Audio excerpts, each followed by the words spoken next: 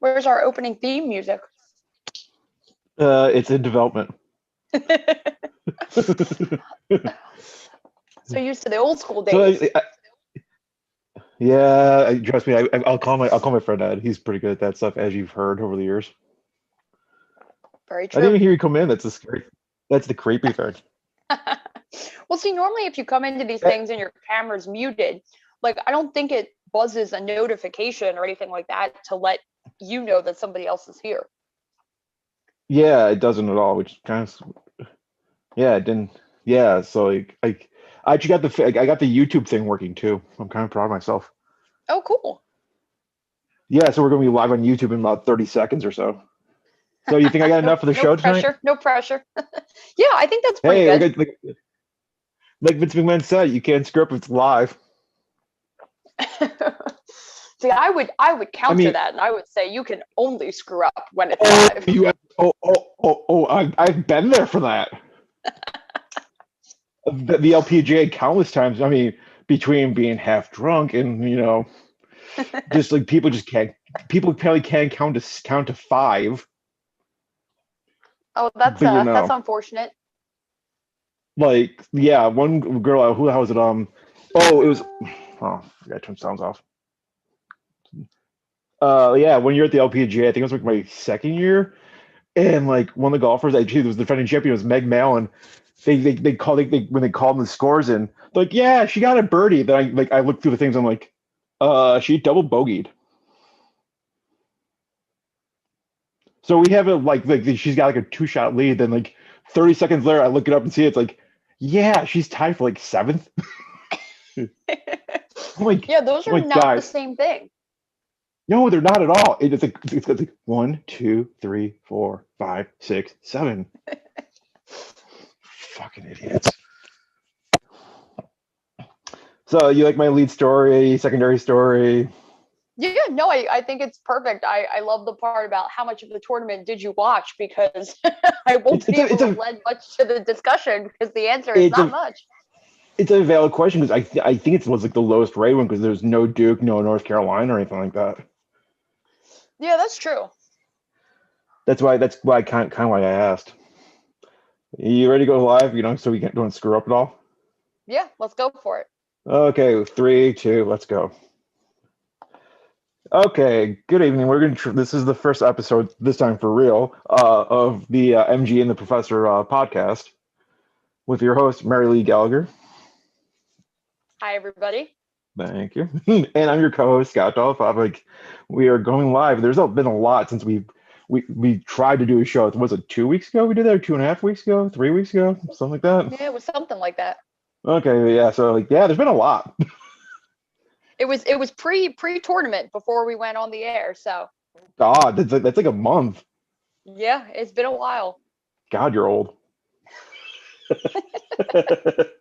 And that, ladies and gentlemen, is going to be the tune of the show. Get used to it. Yeah. It took Jesus 30 seconds in. Scott's already making fun of me. I've held back, you know that. So I was like talking with my coach, with the host Mary Lee before, and with the show, it's like that's crazy, the lead story that we've got about Vancouver. Yeah, I mean, it kind of reminds me of what happened in the MLB last year with the Tennessee. Marlins. Well, that too.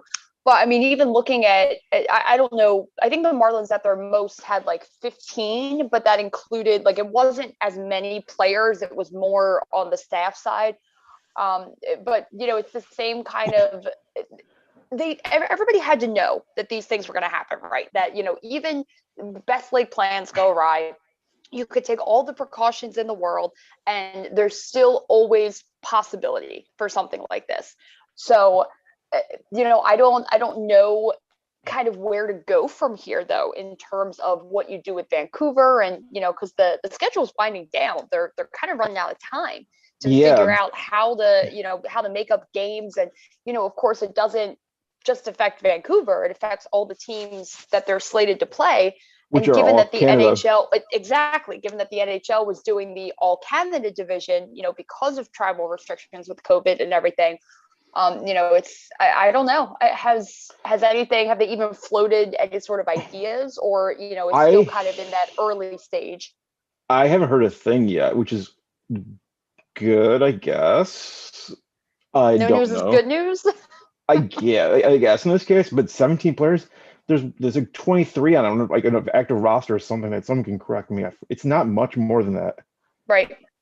So it's like that's like your team, and like the taxi squad's not that much. I mean, I was talking to a friend who's actually friends with a player that's on the Quebecs. Wow, on the Canucks. I'll get this right, I swear. Yeah, she actually befriended him here in Rochester, like when he was part of the Amerks, like as a trip to the minor Mhm. league team, and like they've been friends ever since. And like he like I think he broke his clavicle like 2 weeks ago, Mm. so he may be spared. He may be spared.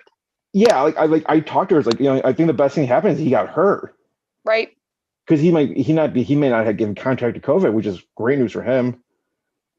Yeah, that's true. And, you know, you look at, I don't know what the NHL's policy for play is, but you look at the NBA, and, you know, their whole thing was, if you have 9 players available, You're then you can playing, play.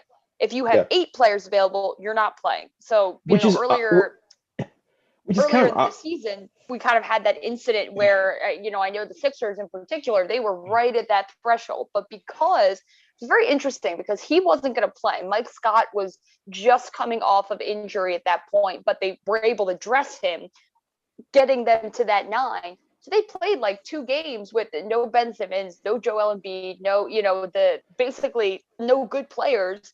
You know, so you look at a situation like that. Fortunately, the Sixers aren't really a bubble team. You know, they don't have to worry about what difference a couple games can make by either not being able to make them up, or simply, you know, playing with a lesser roster, in a situation where, you know, you can liken it to a major league team playing a minor league team.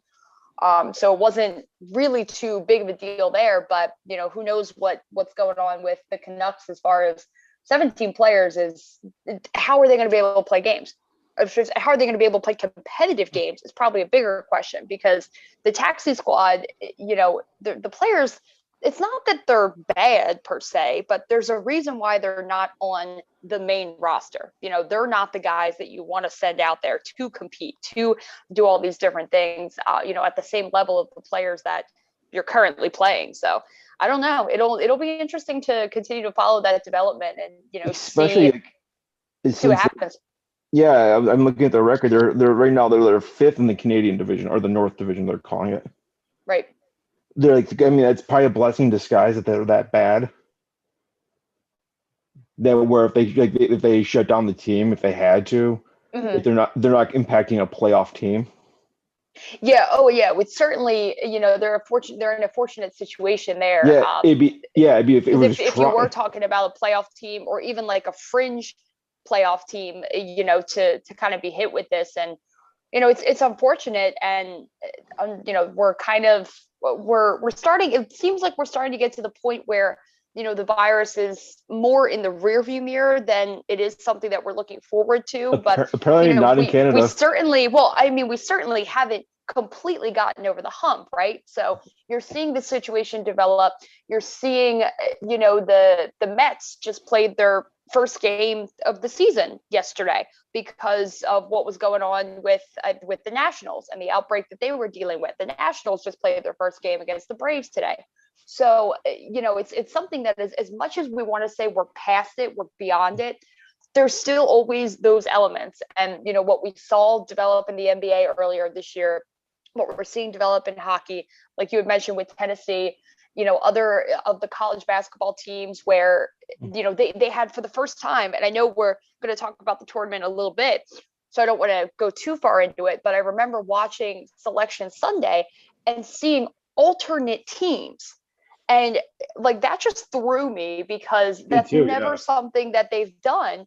But because of being aware, if any of these teams were to have a COVID outbreak before the start of the tournament, they had 4 teams that were ready to go and basically fill in those slots. If it would have been like a 1 seed, of course, you're not just going to up the team to number 1. They would have had to do reseeding and all of that.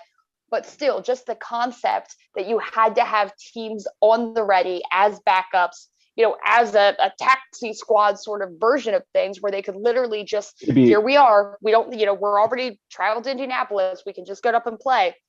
It was just something that was so foreign. So we're still. Yeah, I was gonna say it's not even. It's not even a taxi squad; it's a taxi team. I mean, like a better taxi team, yeah. It's like literally if let's say the whole Mets got COVID, all of a sudden hey, the Syracuse Mets are the new Mets for a week or 2. Could you imagine? I was with the Mets, anything's possible. I'll leave it at that. But like I said, if you're Gary Bettman, what would you do to the Canucks? I think there has to be an investigation. I think you have to look into it. I know when things developed, and I speak specifically, of course, with a Philadelphia slant on many things, because while I do have national sports, follow the scene and everything, my basis is Philly. So, lending back to the Sixers conversation, when their player, it was Seth Curry, who tested positive with COVID. And, again, going back to what happened to the Marlins before, they had to do an investigation. And that's the only thing that you can do, because there's protocols in place that, if these players are breaking or these teams are outright breaking, look at what happened to Denver, earlier this year, where they didn't have a quarterback. The Denver Broncos played a football game without a quarterback. And that guy, I would say that guy should have been player of the week. He didn't do that bad. Well, I mean, he completed like 2 passes, but you got to think he was a college receiver. He didn't play quarterback since high school. Right. So like 2 days before, stepped in, but it was didn't die. He did well that too. But it was that idea of, people were looking at that situation and saying, did the NFL could have rescheduled that game? They had done it earlier in the season for Pittsburgh and Baltimore. They had moved games around. It wouldn't have been unheard of for them to reschedule that game. But the fact that, they had this quarterbacks meeting and none of them were wearing masks, they weren't weren't following the league's protocol. Some people were looking at it and be like, did Roger Goodell, did they force them to play that game to make an example of them, to basically say, like, if you're going to do this, if you're going to break protocol, it negatively affects you, we're not going to have that negatively affect us. We're not going to move schedules around. We're not going to do anything to help you because you went out and intentionally did something you weren't supposed to do. So, if they do this investigation and it comes out that the Canucks were, maybe partying with other people outside of the team, maybe they were, not that everybody's forced in the same bubble situation right now, but I know teams are kind of still trying to keep to themselves. They're still, when the NBA first came back, I know they had like a no going out to bars and restaurants type of thing. Maybe the NHL is something similar. I'm not entirely sure. Do you know what the note said by any chance? Because I didn't hear about that. Just like don't like if you see like a person on the Philadelphia 76ers, do not serve them, or what do you do? Oh, so I don't know if restaurants and bars were specifically given that directive. Oh, was but it came down from the league that they really didn't want, and to be entirely fair, one of the directives was no going to strip clubs. because this is the NBA we're talking about, and for better or for worse, there's a reputation there that is what basketball players like to do. They got So really good chicken at one of them apparently in Atlanta. it was included that that was something that they didn't want players doing because it increased the risk of exposure. And these leagues, there's money to be lost if a COVID outbreak happens and they can't play these games. And that's, whether it's the right thing or the wrong thing, that's at the heart of a lot of these decisions. So if it comes out that the Canucks were, kind of doing something shady, maybe whatever they were doing was okay by Canada standards. Maybe they weren't breaking any sort of quarantine rules or bar and restaurant rules based on the location. But if they're still going against the league protocol, I have to imagine that there would be some fines. I don't think you get to the point where like you take away draft picks or have them forfeit the season if you really don't have to. I think probably the worst of it will be some sort of fine. But it's something they got to look into. Yeah, I was gonna say. I was gonna make a joke that I think if you go to a strip club, I think COVID's the least of your worries. For some strip clubs anyway. But but all jokes aside, but yeah, it's just like, what the hell are you thinking? Like it was 17 players. I mean, I get one person, sure, two, fine, but 17, it's like okay. I'd be concerned if it was a football team. Oh, I know. It may not have been all 17 players that were involved in whatever led to the one player or the two players getting it. It could have been Bob going to the bar and they just practicing the next day. Right. All it takes is one person to make that irresponsible decision, and it negatively impacts the entire team. That's why I'm in a mask. I honestly barely gone out since last year. I was like, when I saw you at the game, I was like, holy crap. But we'll talk about that later. But yeah, and like, I just got my second vaccine shot a week ago on this day. Oh, congratulations. Yeah, and I didn't have any side effects at all. Because I did the logical thing and didn't rust and went golfing. And all my friends, I have friends like they had the Pfizer, they got sicker than a dog. And all my friends, like, I told them like, oh yeah, I went to the driving range. I had 200 golf balls. They're like, what? Hey, it impacts different people different ways. Absolutely, I agree. Like, I've seen it. Like, my mom didn't get any sick. Like, I've had friends that had 104-degree fever from it. Oh. Otherwise, might have to be called me on a Tuesday. But all jokes aside, let's see. Yeah, but I agree. They got to investigate if they've had wrongdoing. I mean, draft picks are overrated in hockey, for lack of better words, unless you're like picking one. Like, so I don't think stripping a draft pick would be a penalty, but like if you find the team like $500,000 or $1 million, might get a point across. Or like you said, and I mean, I would take it further than that. I wouldn't just find the team, wouldn't just hit the owner's pocketbook, because that doesn't affect the player. If the individual player that went against this protocol, they should be fined separately. So yes, you also find the team, you find the owner, but if you're just finding the owner, you're not going to have that impact, because while he or she is losing money, the player is not being affected by it. Yeah, and they're like, yeah, it's like, I mean, I don't know if the Broncos quarterbacks were fined. I think they were, if I remember correctly. Yeah, I believe they were.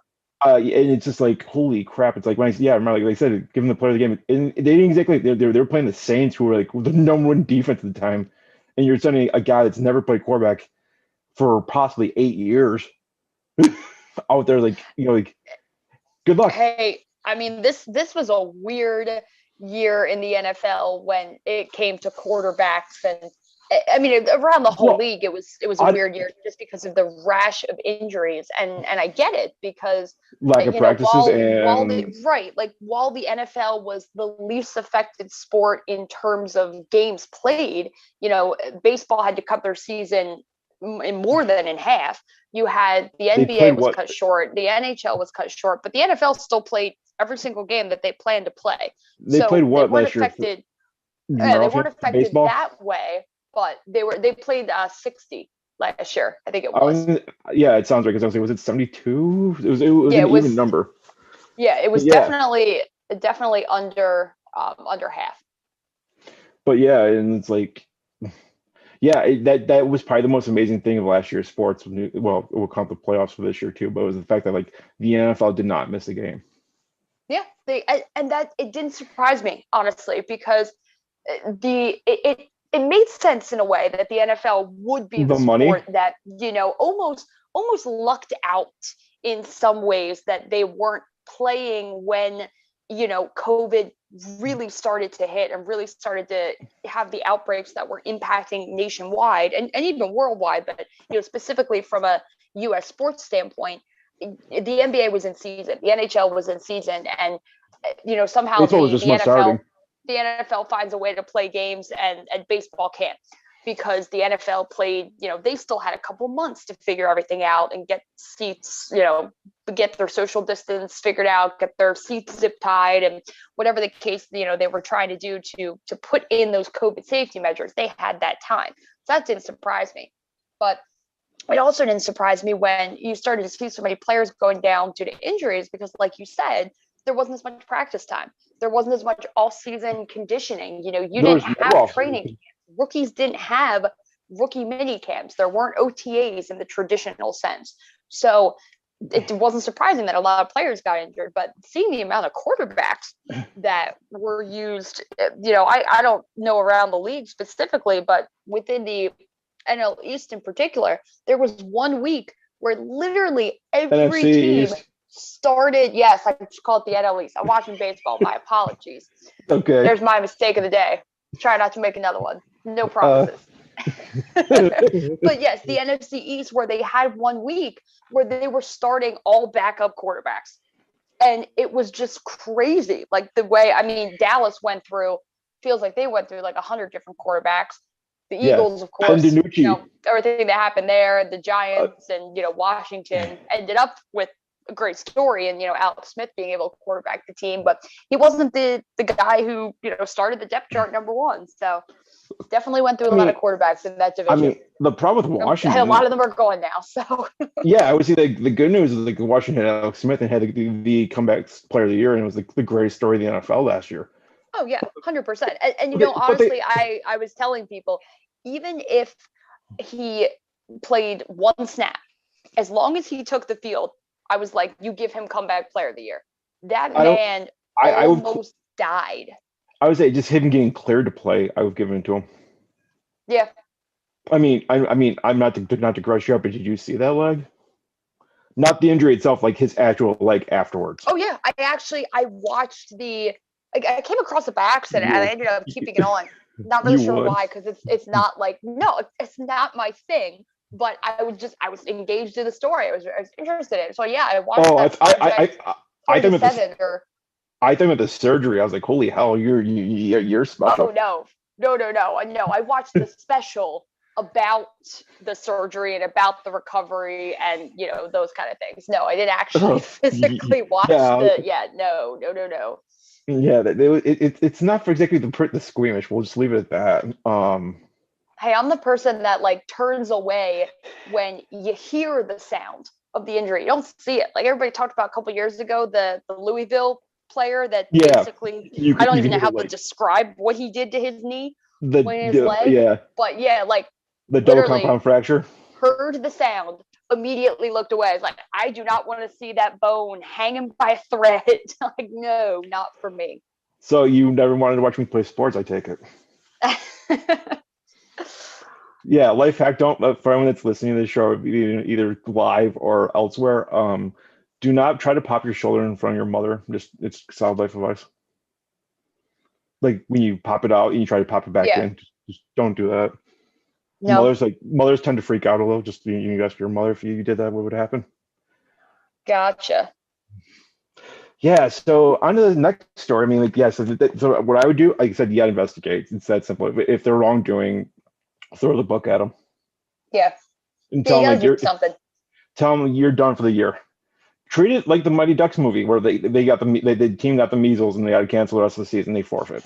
But see, my thing about that is I wouldn't have them forfeit the year, because it is going to affect the other teams. Would you forfeit not from a standpoint of like who makes the playoffs and whatnot, but you have the situation where Well, the nice thing about, Like if they had to forfeit, they'd have to redo that entire schedule for the remaining teams. well, what you could do though is like, or you can like have it as like treat like because the nice thing about hockey, you get points for like an overtime loss even like so give every team 1 point. I'm sorry. So just basically take the schedule and say you were set to play Vancouver another 5 times. Here's 5 points. Yes. If they can prove a wrongdoing, yeah. Because I mean, 17 players. It's like I said. It's like you mentioned. That's like why you make them play. Well, I don't think you Whoever can. they have, whatever their taxi squad is, whatever players they can round up off the streets, you make them play. Because in some ways, to me, that's a worse punishment. I agree, but I don't think you can even. I don't think you could fill a team. Because the problem, because I'm actually in way into hockey. I don't know how much you are. Like I really don't know. Like if like a Flyers game on, you'd probably watch it. Yeah, I mean, I don't follow hockey as much as the other sports. I'll put it that way. Yeah. Okay, so let's put it this way. Like, do you know where their farm team is for Vancouver? I do not.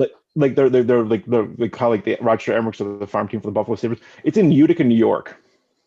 Oh, that's interesting. Do you know how far away Utica, New York is from Vancouver, British Columbia? I don't, but if I had to guess, 7 hours? Let's put it this way. Utica, New York's probably from you is probably about 3 hours north, 3-4 hours north. Okay. Like it's like 3 hours from me. So we're talking like 10 hours? Yeah, so you're talking about like it's like about an hour west of Albany. Okay. Yeah, so yeah. So like I don't know if their whole team's like in like Canada practicing or what. Like I don't know. Like the problem is I don't know if they got enough goalies. That's the concern. I mean, like that's true. I mean, then you have to select player safety because you have like 7 players playing. I don't know how many players are actually on the taxi squad. To be totally honest with you, I could ask people, and I don't know. I don't know. I mean, that's certainly a valid point. That you do have to put safety first, and if these players aren't ready to play, or they're simply not in a position where it would make the most sense for them to play, you're really not doing. You're hurting the people that don't deserve to be hurt by this. Or you could just get a Zamboni driver and have him rule ass. That would be interesting to see. Well, that happened with Carolina and Toronto like 2 years ago. You remember that, right? Vaguely, yeah. The Toronto Marlies, the farm team of the Toronto Maple Leafs, like they're like the Zamboni driver for the team was like they had to literally call him saying, "Hey, the backup, the Carolina's only got one goalie. You have to dress tonight as the emergency goalie because they usually it's like, but he's like also like he played like juniors, he played in college, so it's not like you're sending Joe Blow off the street. Oh, I mean, sure. It's always emergency. I love the idea of an emergency player on a team, especially hockey. It's amazing to me. Oh yeah, the fact that like there are people that like you just don't expect. I remember with the Phillies, Jason Worth used to be the emergency catcher. Yeah, it's like stuff like that. It's amazing. But like, what was it? I mean, I went to a Sabres game, and that happened when like Ryan Miller got traded. I forgot where he got traded to. I think St. Louis, if I remember correctly. I could be wrong on that. But the emergency goalie was their goalie coach.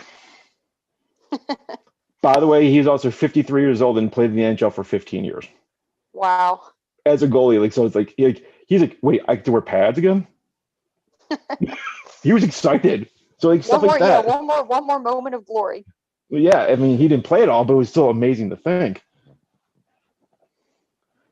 So what was this? Yeah, so it's like, I mean, I guess I'm surprised. Then again, I'm not because I mean, I'm not surprised it's in Canada, and I'm not making fun of Canada this time, believe it or not. But as everyone will know, I will rail on Canada like it's my job because, well, frankly, it is. But like I said, like it's like because apparently they're going through a third wave of like in Ontario, it's getting really bad up there. Like apparently people aren't getting vaccinated, and it's just like I don't think people realize how big and how spread out Canada really is. Like their population is like 34 million people. Yeah. And you got to put it this way. You know what else has a population of 34 million people? What's that? Tokyo, Japan. Oh, okay. And their country's a lot bigger than that city. Just yeah. like considerably bigger. Canada's just a lot of land. Yeah, it's a lot of ice, trees, and moose, and hockey players, And hockey players. and Can't lacrosse forget players. about the hockey players. You can't. Okay, like I said, moving on. Like I said, I think we. So, like I said, just investigate, see what happens. If the players are like stupid and idiots, try like find them, do what you have to do, throw the book at them. Agreed. Okay, secondary. So, like I said, so yeah, we had the NCAA basketball tournament finals last night and Saturday night. I think it was for the women. Yep. I mean, it was a battle of the mid majors. I thought that was great that like two small schools were playing in the national championship game. I mean, Yeah, I mean it's and I think one of the interesting things about the women's game too is, obviously everybody, whether you know women's basketball or not, everybody knows UConn. Everybody knows that UConn is a powerhouse, and their winning streak, their undefeated streak, all that stuff. It's a story of legends. But you look at them in the tournament, and for as good as UConn has been for the majority of Gino Auriemma's time there, they haven't won as many tournaments as one would think, because they always kind of get to this stage, and their game. yeah, they I haven't. forget, were they the ones who lost to Arizona? Yes. Yeah. So like they just, and everybody said they had a bunch of freshmen this year, and that might have been the situation going on. Yeah, But they. one of the things in women's college basketball that I'm hoping to see change is more parity at the top of the sport. That's not going to For happen. the longest time, hey, a girl can It's. dream.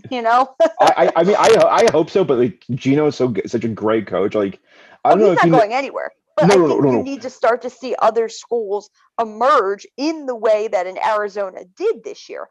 You have your schools like UConn, you have your schools like Stanford and Baylor's up South there. Carolina and Baylor, exactly. But to be able to start seeing these other schools, because we are seeing that a little bit more in the men's game, and I think that's a really Well, important note, is that you do still have your powerhouses there, which they're always going to be there. This year's tournament aside, while there were some notable absences, you did still have powerhouses in that game. But you're also starting to see names that either we haven't seen in a while, like UCLA's run this year, I think was yeah, pretty notable. And I'd say you're seeing so.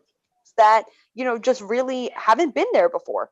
And again, Well, I'm somebody that loves parity in sports. I don't want I don't want the UConns of the world. I don't want the UCLA's, the John Wooden teams of the world. I want to see other teams. I want to see, I don't use the term the small market, but that doesn't really apply to college. But what just that smart idea mid of like, majors? right, mid majors. You don't want the Yankees winning every World Series. You want Yes, other you teams coming in. You don't want the Patriots winning every Super Bowl. There's you don't want that. certain things that, and I always joke with people, because I say how much I love parity in sports, and then they come back and say to me, well, would you really care if the Phillies won 8 World Series in 10 years? It's like, well, okay, you got me there. Parity, with the exception of my teams, is kind of where I'm at. I mean, you talk about UConn. Like, yeah, I mean, to say they're a powerhouse is probably an understatement, despite they haven't won in 5 years. I mean, do you know Right. Gino Ariano's record, by the way? I don't. Do you want to know it? Sure, why not? He's been the head coach since 1985, for context. Okay. Yeah. He's a 1,119 and 144. Jeez. He's got a winning percentage of 888.6. Crazy. And I Yeah. wonder how many of those losses are tournament losses, Probably almost all of them. because not many are regular season losses. No, I mean, they had like that 95 game winning streak, something like that. He has 11. Something crazy.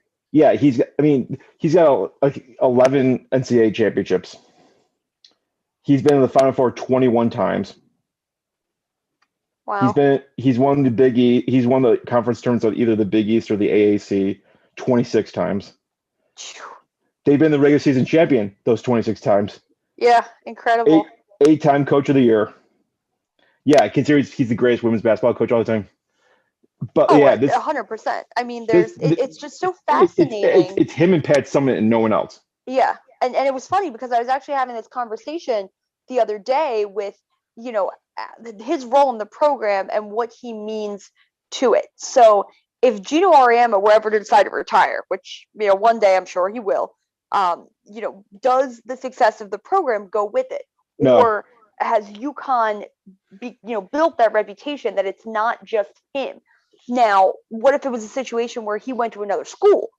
Would that change? Because are players going because they want to play for UConn, they want to play for the prestige, or do they really want to play for this guy?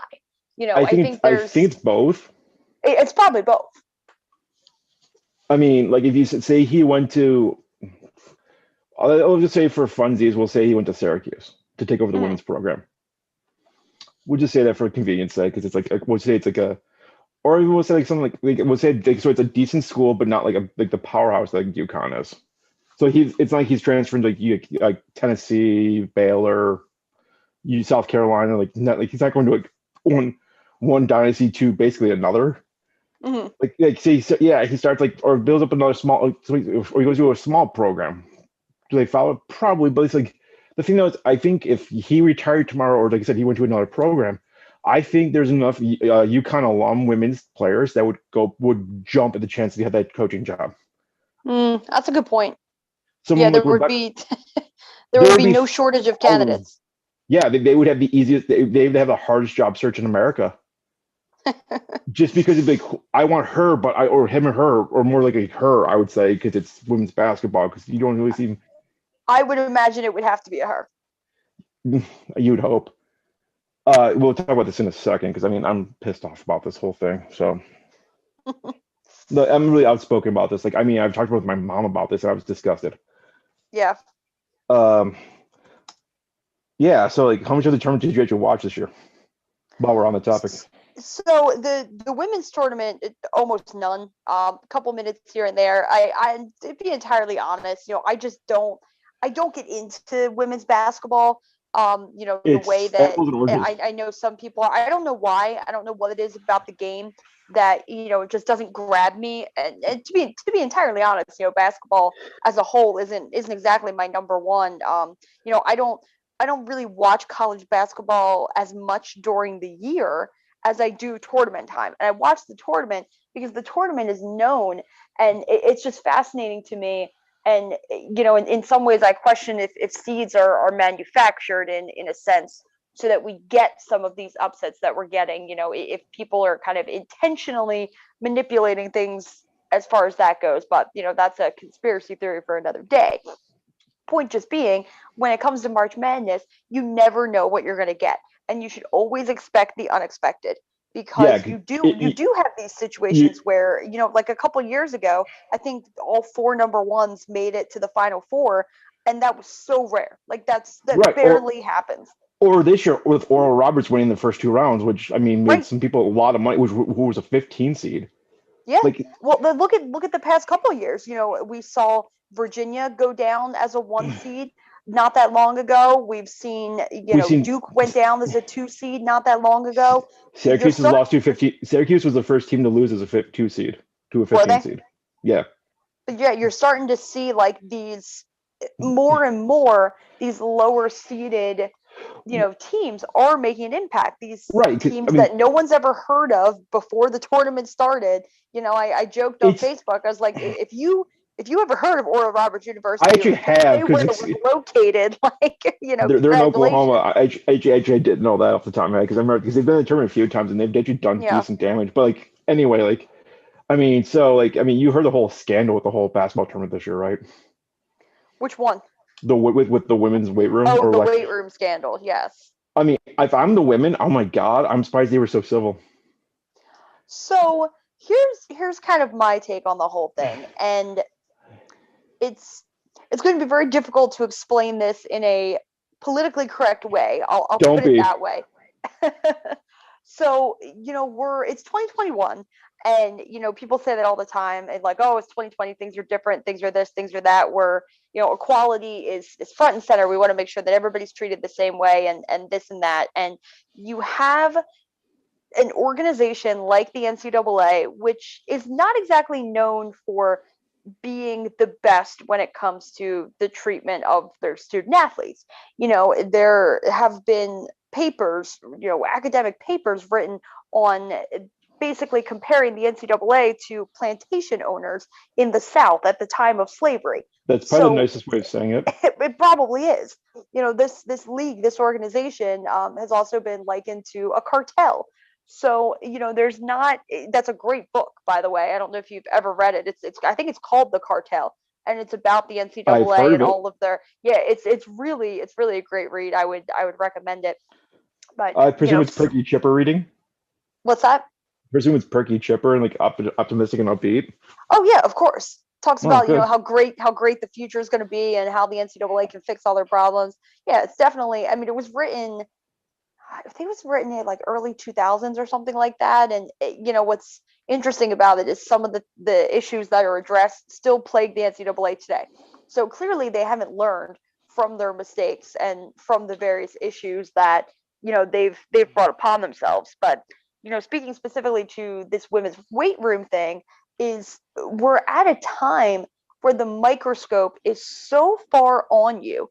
So even if it was a situation where they've done this every year, and the women's weight room has always been understocked, and understocked is again a nice way of putting it. Whatever the case might be there, and it just took until this year for somebody to take a picture and kind of get it out there. But there's no excuse for it. There's no, colleges too are at the forefront of this whole progressive movement and being aware of trying to combat issues of racism and combat issues of sexism and issues around bashing of the transgender lifestyle, or people that fall into any of these LGBTQ categories. Colleges are really the epicenter of trying to fix all that. And then you see this situation where it comes time. I get it. It's the men's tournament is the one that makes money. The men's tournament is the one that is the single largest, viewed, single largest, probably in terms of advertising, makes the most money, with the exception of the Super Bowl, is March Madness. This is a cultural event. People that don't know basketball at all, friends of mine who probably have never watched college basketball in their lives, will fill out a bracket, because brackets have transcended just regular sort of sports. So I get it. I get that the men's tournament is more highly regarded, but you're putting yourself in a situation where you're outright saying you are not equal because you don't make as much money, because your tournament is not the big be all end all, because women's sports, whether we like it or not, and whether we can say what we want about what we want them to be and how we want them to be treated, they are not treated equally to men's sports. You could go to, I would venture, every single college campus in this country, and that's what you would see.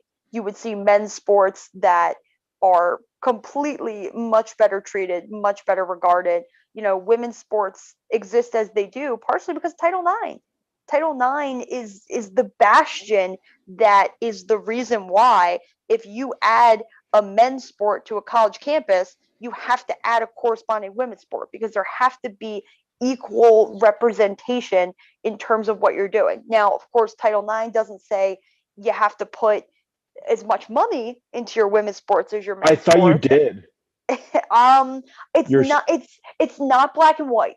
It's a gray area, and I think it's something that probably needs to be looked into, because there's nothing that addresses external money coming in.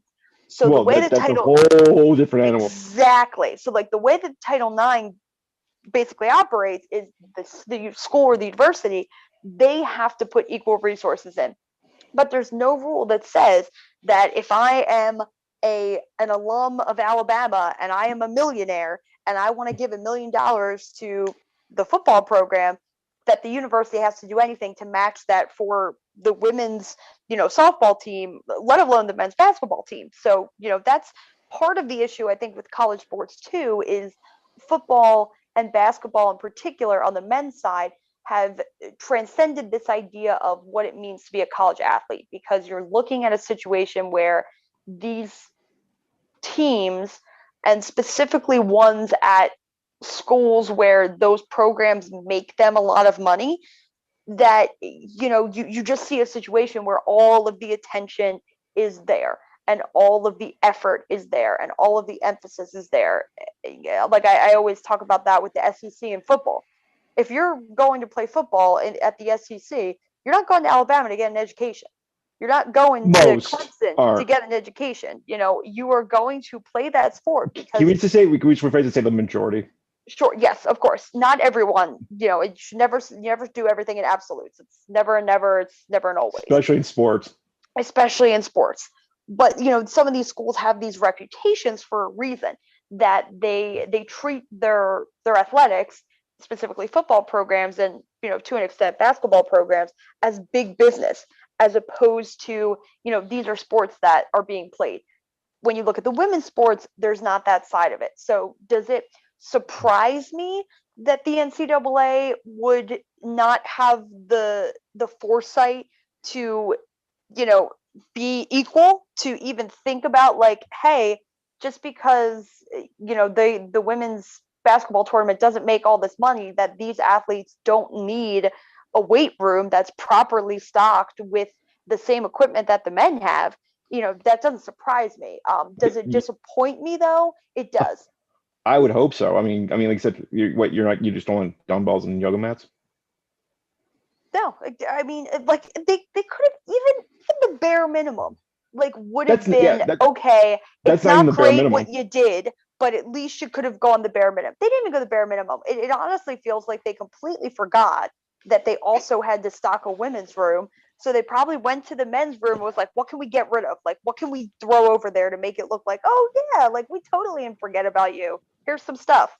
But like anything else in life, it was the story goes out there, and then of course we act. We're not proactive with a lot of these things. We're reactive. And the only reason why the NCAA went and stocked that room as they every woman posted something? Because they got called out on it. And it's unfortunate that that's what needs to happen. That, these organizations don't think, they don't think of it in terms of, not even just say, like, looking at it from a lens of this is going to be a PR nightmare, but they don't even think of it in terms of, fairness and equality. They preach these things. They're out there preaching these things. They're on the goddamn court last night. But they're not practicing what they preach. Yeah, all that stuff was on the court last night. They said equality, like all that stuff. And buzzwords. Yeah. They're buzzwords if you're going to go and do something like what they did. I agree.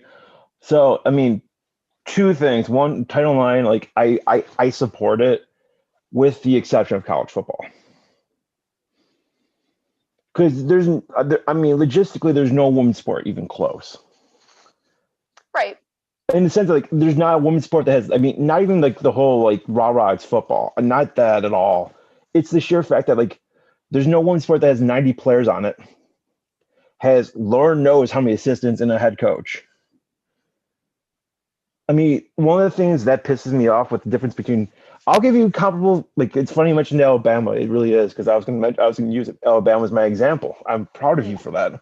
And we didn't even script that. It makes it 1,000 times better. That, like, I'm going to use Alabama and UConn in this example for coaching. I looked up, like, because I actually know the guy too. It helps. He's the old UB head coach till like 2 years ago, and now he's the Alabama head coach. Okay. His name's Nate Oates. Guess how much he makes a year from Alabama after leaving UB? Oh, I'm sure it's in the millions. $3.225 million. Jeez. He was making his base salary at UB was, by the way, $250,000. Yeah, sounds about right. But okay, he makes $3.225 million. Guess what his all-time record is in college basketball? He's been coaching as a head coach since 2015. So, give you perspective. I couldn't even begin to guess. 138 and 65. Okay, that's decent. Yeah, it's pretty good. I mean, but was he worth $3.2 million? Probably not. And we go back to our good buddy Gino. Guess what his average annual salary is for the UConn? This is the greatest coach of basketball history, and there's no question about it. I don't know, maybe like 800,000. Well, I mean, I mean, granted, this is a freak example because it's the best coaching job in America for women's sports. Yeah. He makes 2.4 30 million. million? Oh, you okay? He makes so 2 million. 2.4 million, like, which is great that he does, but I mean, the So guy's one. what's the next highest for perspective? I'm curious on that because I do not know that, but the put in perspective though, two guys won of 1,100 games and he's making a million less, and he's the greatest coach in women's basketball history. Yeah, because it's where the money's at. Hold on, it's like open like 10 tabs. Give me a second. Once again, can't screw because it's live. Gosh, in Alabama, with it being basketball, they're not even in the conversation normally when it comes to Not till this year because they got teams. Well, yeah, they had a good season this year, but when you look at the powerhouses of college basketball, Alabama does not fit in that category. Maybe they're trying to. Maybe that's why they're paying somebody so much money. Okay, I think I found it, but this could be a little old. It might be. No, this is from when the hell is it? Give me a date on this thing. Just don't just post facts and figures. This pisses me off.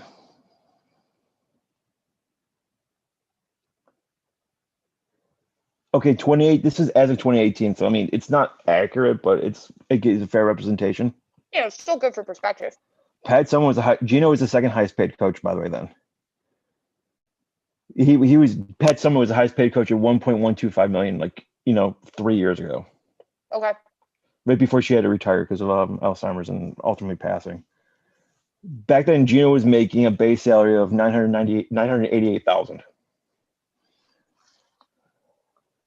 The next closest woman makes a base salary of 550,000. So yeah, there's a little bit parity between the Yeah, that sounds about right. And that's kind of what I figured was, you can look at, people can make the argument like, oh yeah, like Gino makes all this money. Okay, we'll step back and take the highest paid coach out of the equation and see how far down. Like if this was 2018 and we're looking at a situation of 1 million versus 500,000, it's probably not all that different today when it comes to him being the highest paid coach and whoever is second highest paid. And this guy's won 11 national championships. Right. Right. Like, if anybody deserves to, half of that money might as well be, you look at it in terms of like the NFL when you get bonuses for making the playoffs. Half of that money might as well be towards the fact that they've won 11 national championships. Like he's earned his money. And he still makes less than. Yeah, that sounds about right though. Because it's women's sports aren't, and it from a perspective of, if you're looking at how much money the sport brings in versus how much the coach is paid, then yes, you can make those parallels that make sense that some of these coaches are getting paid more, even if their team's not as good, because that university and because that program is making more money. I have to imagine UConn's women's basketball program makes a lot of money, probably even more money than the men's team. I would argue that too. That would actually be interesting to me to see what Gino gets paid versus what their men's coach gets paid.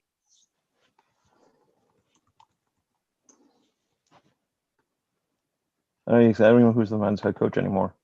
Yeah, I know. I'm looking up right now, but I knew who it was. Yeah, because Hugh Heskins was there forever. Yep. Was there forever. See. Speaking of longtime coaches, what are your thoughts on Roy Williams retiring? I was surprised. I mean, I think he was just broken down. Like he's like thinking, I'm getting older. I can't travel as much. It was probably a lot of it. Yeah, he's been doing the job for how many years? Oh God. 30 something? I think he was friends with Naismith. All jokes aside, I'm looking up right now. I'm looking at 10 things at once because I'm cool like that. Yeah, we promise we'll do our research in advance next time. Nah, it's more fun to do it live on air. Yeah, the guy's like, he's 70 years old. He's been coaching since Jesus. He was the HE since 1988. I thought he'd be coaching longer. He actually was an assistant in North Carolina for 10 years before, like with Dean Smith. Oh, okay. Oh, that's right. Dean Smith. He was there a long time. 1 or 2 years, yes. Or like 40. But all jokes But aside, yeah, like I mean the kind of by the way, the tournaments themselves, and people talk about the men's tournament this year missing, some of their big powerhouses like your Dukes, like your North Carolinas. What was the other one? I think there was another North major one Carolina, that sat out. I know like those two Kansas, were pretty big ones. No, Kansas made it. Kentucky. It was Kentucky that didn't make it. It was Kentucky. That's right. So it was Kentucky and Duke in North Carolina. So, obviously those powerhouses were missing. That maybe that affected ratings. I don't know. I can say personally, for me, the tournament is the first 2 days. Okay, I got it. Actually, I found out how much he makes. Dan Hurley. Yep. He's excuse me. If he gets the name sounds familiar, he's also Bobby Hurley's little older brother. Okay. Yeah. The old point guard for Duke.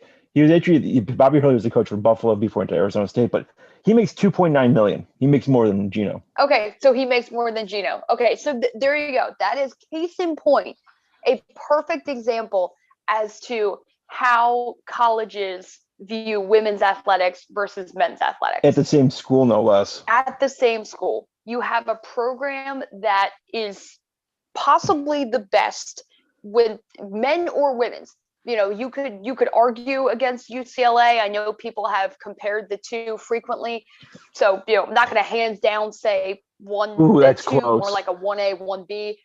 I would just give UCLA the edge because they were a dime. They won like what? I think like 9. I think it was like 8 or 9 championships in a row. Like they won 88 straight games. They played again. They played where there were more top teams. UConn has maybe 3 teams that they struggle with on and off.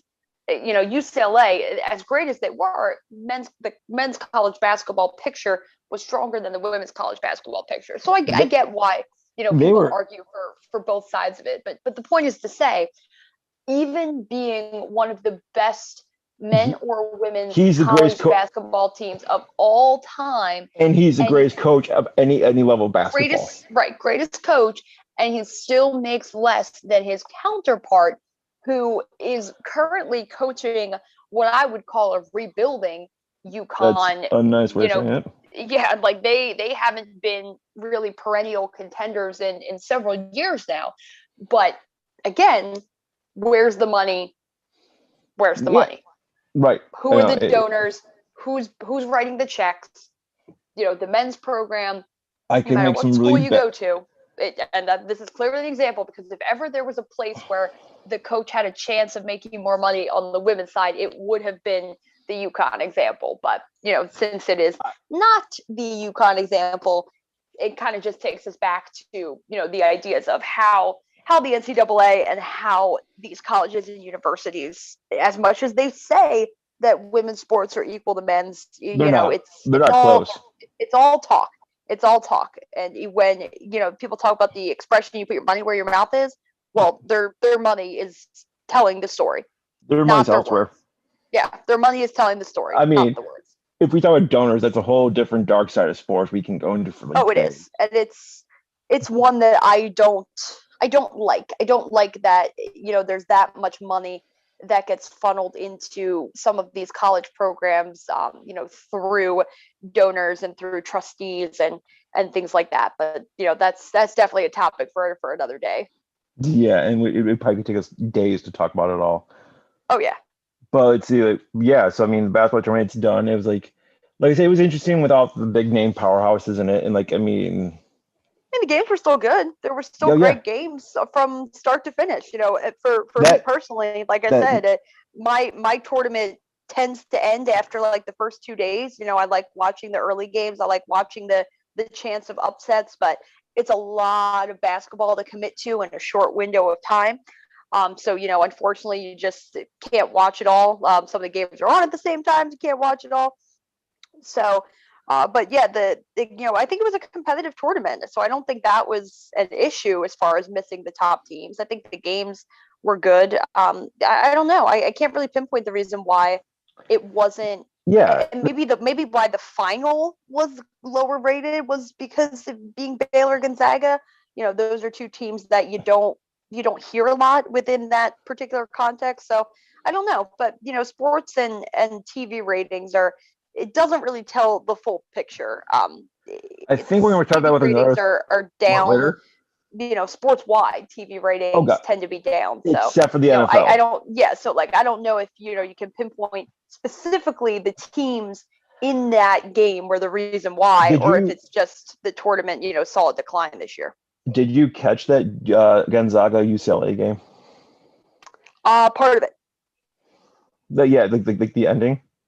The finish, yeah. Yeah, I would say that was. I mean, I'm dying on this hill. I don't care. It's like the third best ending I've seen live. Oh, absolutely. Like, I mean, that Villanova UNC a couple years, like 5 years ago, was the best. And I mean, there's this crazy thing. There's like, what I was talking about is like this is great, yeah, but there was like so many of these last minute buzzer beaters in the big games. Right. Like look up the craziest game, probably in my eyes, is either that Villanova one or like the Duke Kentucky game from like I want to say '92, where Christian Laettner had the craziest stat line ever. What was the stat line? Are you sitting down? I am sitting down. Well, let me pull up. I'm pretty sure I had it right. Let's see. God damn it! Hold on. It's insane. I know that. I'm just trying to find it for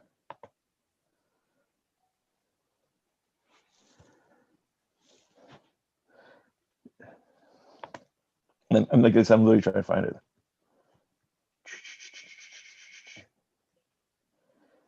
Like it's like what the hell is it? I know it's like it's something like you'd be like, what?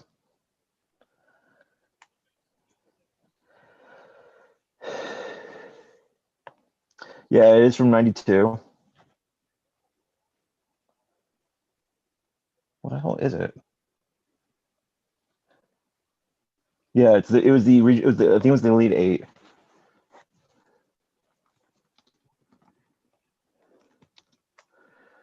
Like I said, I'm literally trying to pull the stats up right now. Give me 1 second. Okay, here we go. The box score. That helps.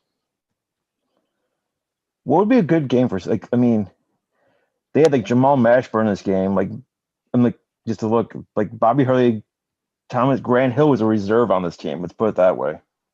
Oh, okay. Christian Laettner, ready for this? He was 10 from 10 from the field. He didn't miss a shot in the game, basically. He was 10 for 10 from the field. He made 10 fouls, 10 for 10 from the foul line, and he was 1 for 1 from 3-point land. Jeez. Yeah, perfect shooting night.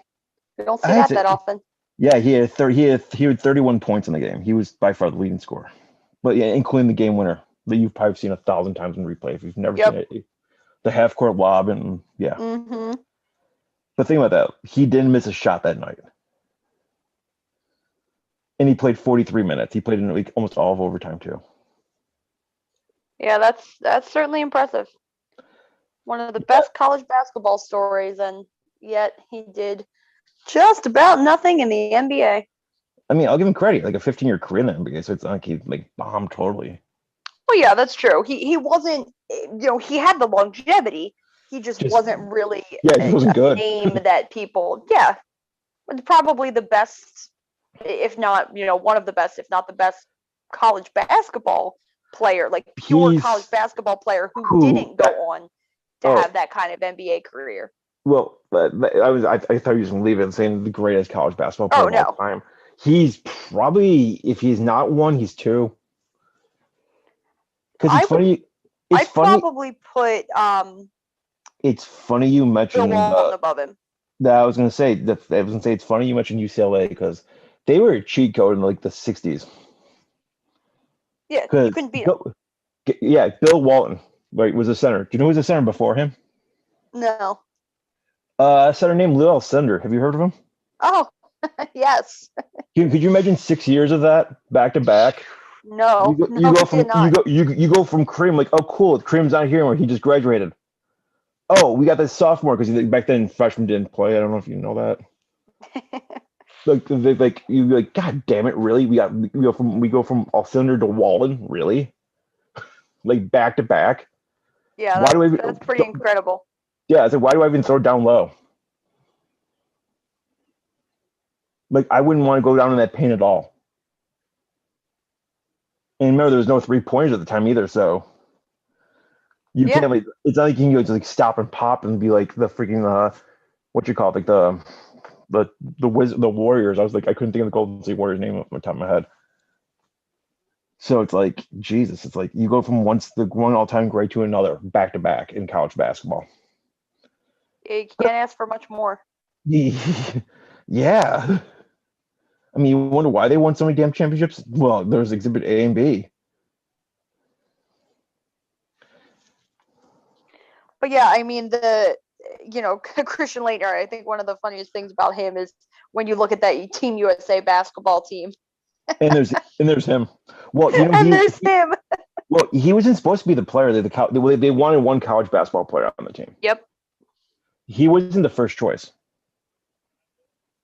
Yeah, who was it that they wanted? There was a center from a college called Louisiana State University. They wanted more. They ended up with Christian Laettner instead. Do you know who I'm talking about? I don't. His name's Shaquille Rayshawn O'Neal.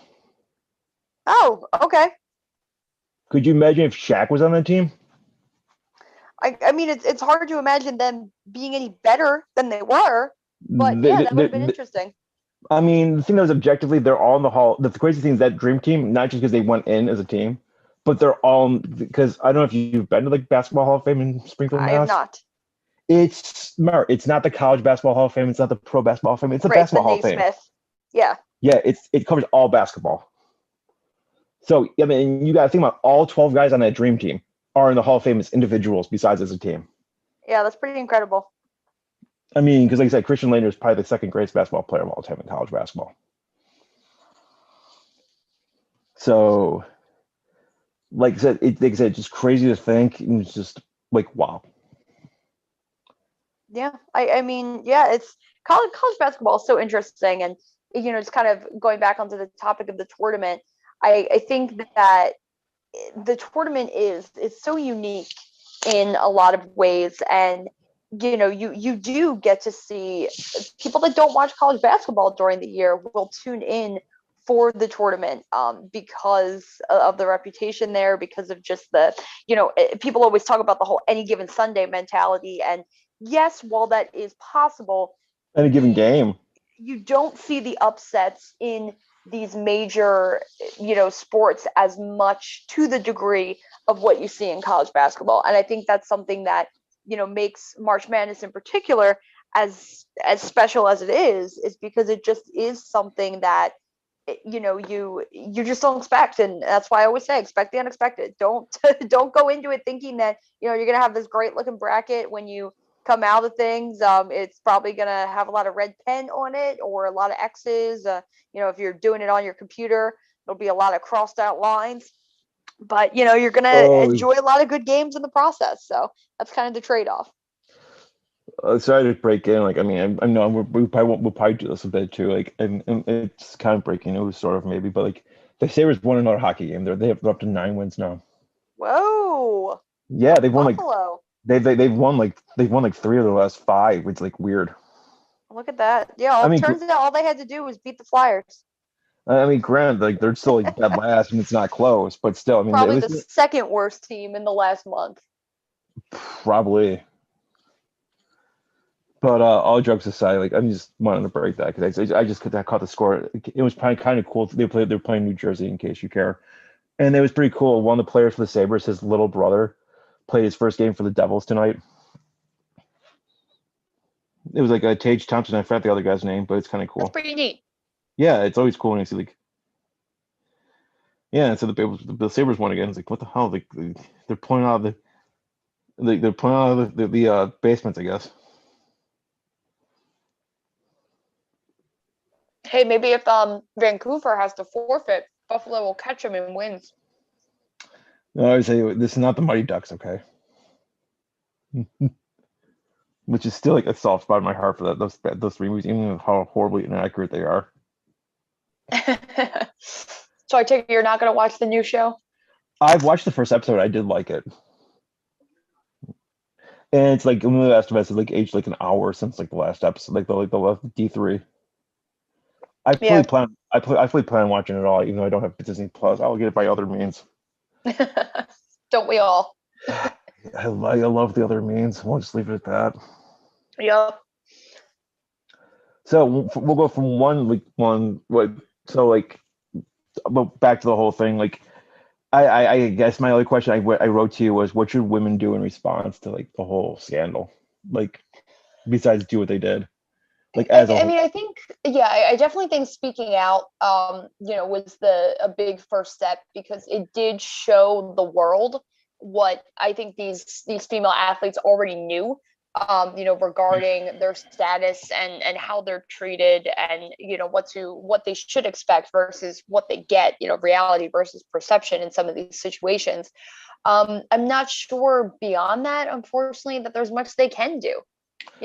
Short And of, they came together, they kind of, can you, as student athletes, can you form a coalition? Can you, I don't know what's, almost allowed, because we have to keep in mind that if these were, pro athletes, there are certain rules, they have unions, they have things like that help them in these situations. They have players associations.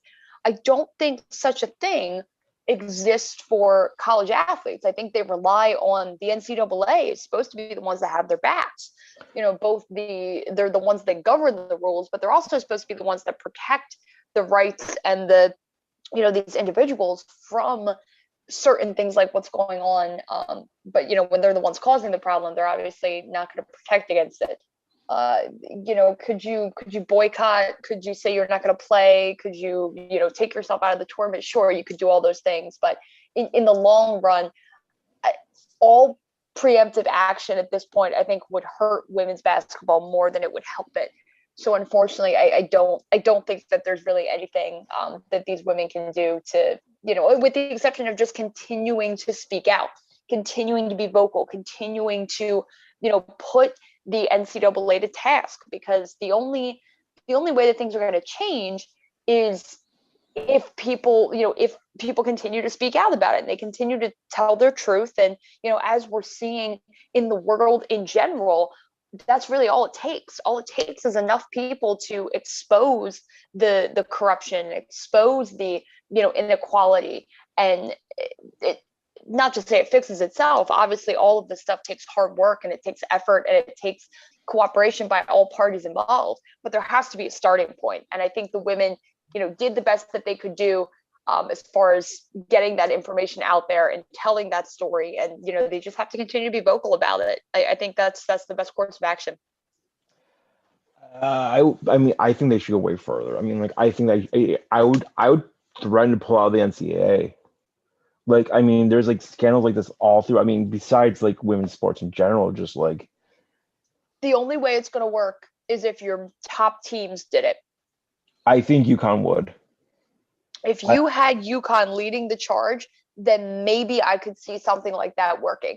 I Otherwise, I don't know if, pulling out of the NCAA, if some of these smaller schools kind of opted to do it. Because look at a situation like, even just college football this year, when there were teams that were saying, we're not going to play our season because of COVID. And, there were conferences that had originally delayed their season or said they weren't going to play their season.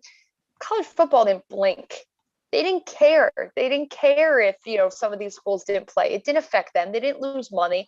If the SEC hadn't played, if the Big Ten hadn't played, maybe we're looking at a little bit of a different situation. But as we saw, the Big Ten in particular, they originally weren't going to play. They caved, because when it became clear that they weren't going to be eligible to get into the playoff if they didn't play, and they didn't play when they played, then that's money that they would lose. That's TV revenue that they would lose by not having these games on TV.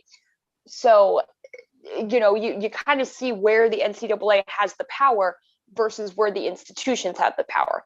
So I think any sort of effort, if the women were to take action beyond just kind of being vocal and using their social platforms to help generate change, it would have to begin and end with UConn. They would have to be the driving force. Oh yeah, absolutely. I mean, it wouldn't be unprecedented. Like the teams threatened to like walk out of the NCAA. I think the first school that does it if a team starts like one college says like we're gonna pull out the NCAA, I can tell you exactly the first school that's gonna do it. It won't be UConn. I mean, this isn't for women's sports. This is just for sports in general. It'll be the University of Miami. You think so? Like, oh, in a heartbeat. After like that whole booster scandal they had a few years ago, when they go like, and in the end, NCAA is like, oh, we screwed up. We didn't have anything on you. No, that's true. And then the president at the time, the University of Miami goes, like she said she wanted it because they were going to shut them down for like they were going to cite the worst thing you can cite on a sports team is lack of institutional control. Because of like, stuff like that with all the shady dealings and all that. Right. And they couldn't find a thing wrong in Miami. Like that's what she wanted to sue the NCAA for, is lack of institutional control. Specifically, the head of the NCAA, I can't think of the guy's name offhand. And it's like Mark Helmet or something like that. You know what I mean? He's been like, yeah, Mark Emmert, right? That's it, Mark Emmert. I knew it was Mark something, but yeah, he's just out there like dumbfounded, like the NCAA, they Miami would threaten to do that. It's like, you high.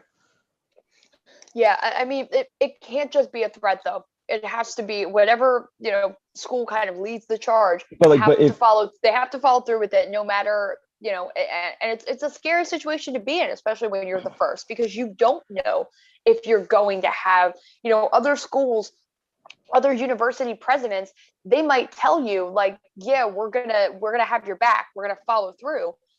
You won't know until you get in that situation. Somebody's got to be that first domino, and it's going to be scary, but I think at this point something has to give with the NCAA, because they have so much power right now.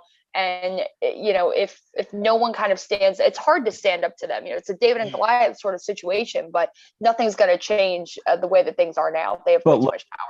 But like we said, if it was someone, say like UConn women saying we're done, I guarantee the NCAA will be like, I guarantee most of the rest of the women's college basketball teams would follow suit because it's UConn. I could see that happening. Just because UConn's like, it would be like if Alabama says, we're done with the NCAA. We don't recognize you. It'd be just, the NCAA would be dead in the water. Right. And that's kind of my point with, talking about when schools were saying they weren't going to play due to COVID. The NCAA didn't care, because none of those schools, none of those conferences that decided not to play or decided to delay their season were important to the NCAA and their TV deals, except for the Big Ten. But the Big Ten ended up playing. They caved.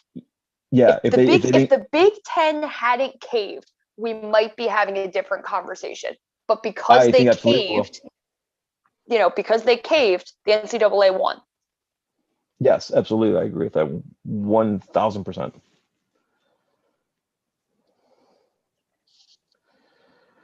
So let's talk about a sport that is I'll use the term loosely, sport, mind you, but has done probably a lot better about like women's and men's equality than probably anything else in this world. Although another thing we'll talk about in a second will probably be Jay has gone like light years, has jumped like way ahead. But we'll talk about the first thing we'll talk about is it's WrestleMania week, and it feels weird because it's so late this year. Yeah, it definitely. Well, I think it feels like it should have been last weekend. Yeah, except for that pesky. Like Vince won't put everything on Easter Sunday. He's actually good about that. Oh, look at that! There is one holiday that is still sacred. Well, I think it's certainly not Christmas. No, but I think it's because he doesn't care about Christmas in the sense of like, I think it's just Easter Sunday, just because I think it's because he knows people won't watch it then. Yeah. There's kind of a reputation there with Easter. Like you look at Christmas, and the NBA has kind of turned Christmas into a basketball holiday. Football, if Christmas falls on a Sunday or a Thursday or a Monday or a Saturday, got games, depending on what point of the season. Yeah, like there's going to be games. So there is definitely less of a... Or football on Thanksgiving. Yeah, and I mean, baseball will play on Sunday, but baseball plays almost every Sunday when the season starts. So that's not like... It's not weird to see baseball on Sunday. And usually they'll do like an Easter theme day or something like that at the park. Yeah. Oh, yeah, I saw quite a few pictures of people over the past few days, wearing bunny ears. to the park. Or I've seen a few in full bunny suits too. That I did not see. Well, I'm not surprised. It's Philadelphia. Oh, we're not that crazy. There are limits. Well, no. I'm just thinking the standard. You threw shit at Santa, so they want to be safe. Listen, that story is incorrectly told. Yeah, they still It was not that we threw shit at Santa. We threw shit at a drunk guy in a Santa costume who could care less. And yes, that was the point of the snowballs. It turned into throw things at Santa, but it was more just the individual that happened to be portraying Santa on that day. I know this is pot calling kettle black, but there's a lot of drunk fans in Philadelphia for like football. There's a lot of drug fans everywhere. Let's be fair. not in Salt Lake City. Okay, now that we're not going to be picked up in the Salt Lake City for anything ever. Yes, now that we've lost that market. Oh shoot, Jay Gally Whitakers, we lost San. Okay, all joke aside, like I said, it's WrestleMania week. I like the idea that they're splitting it up to 2 nights. I think they should keep it, even when post pandemic. So they're not going to. At least next year and the following year, they already announced that they're going back to 1 night. But I completely agree. I think 2 nights is a great idea for so many reasons. It enables you to, 1, sell more tickets, 2, have more. Well, I guess pay-per-view buys aren't really a thing anymore now that there's Peacock and the WWE Network and everything. But it allows you to put more people on the card. There's so many positives to it that it's a win-win. And it makes it so that people don't have to watch 8 hours of WrestleMania in 1 day. That's a lot to ask for. Even your diehards, like you start to lose people by hour 4 and hour 5.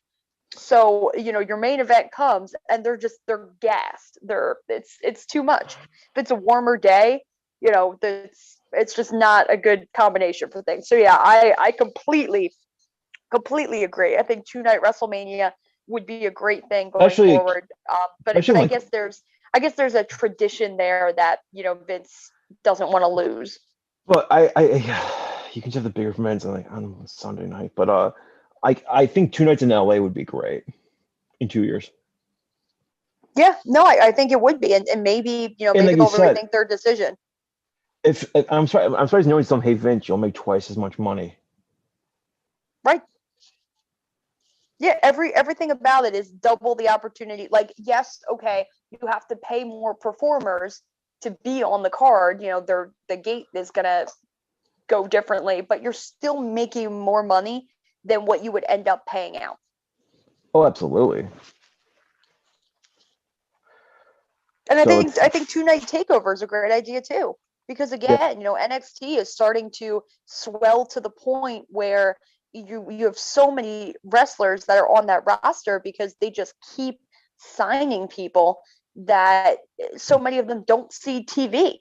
Especially now. It was a little different before when wrestlers were being promoted more frequently. The NXT to the main roster, it was considered a minor to major pipeline.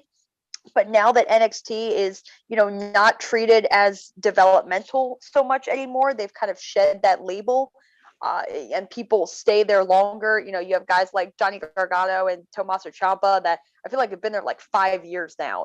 Maybe it's not quite that long, but it's been a while since I watched. It's been a while since I watched Johnny at a Takeover Philadelphia. That was several years ago. So they've definitely been there, and neither of those guys have any intent or desire to go up to the roster full time. And if you're starting to see that with guys like Adam Cole too. He's been in NXT a long time. He's done everything that he can do. That you're putting guys like Finn Balor back in NXT. So the idea of the pipeline is not really what it used to be. So having these 2-night cards that enables you to put more people on there and continue to utilize your roster as big as it is, I think it's very beneficial. So yeah, I would love to see them continue 2-night takeover, 2-night mania. By the way, he started in he started in NXT. We'll say not WWE because he's been spot cameos occasionally over the years. He tried out in June of 2015. He's been there for 6 years. Okay, wow, 6. Yeah, that's what I Crazy. said too. Yeah, and his tryout match was against what's his name? Apollo Crews. Oh yeah. Yeah, and and Apollo Crews was wrestling as Wuhan Nation then. Yeah, it's kind of the character he's back to now. Yeah, that's what I've heard. Without the name change. Well, But yeah, I mean, WrestleMania is always an exciting time of the year. There's fans back in the stands, which seemed to be paramount to whatever efforts they were going to do this year. I know the plan is fans for Mania and then going back to the Thunderdome. So they're not planning on, going back on the road just yet.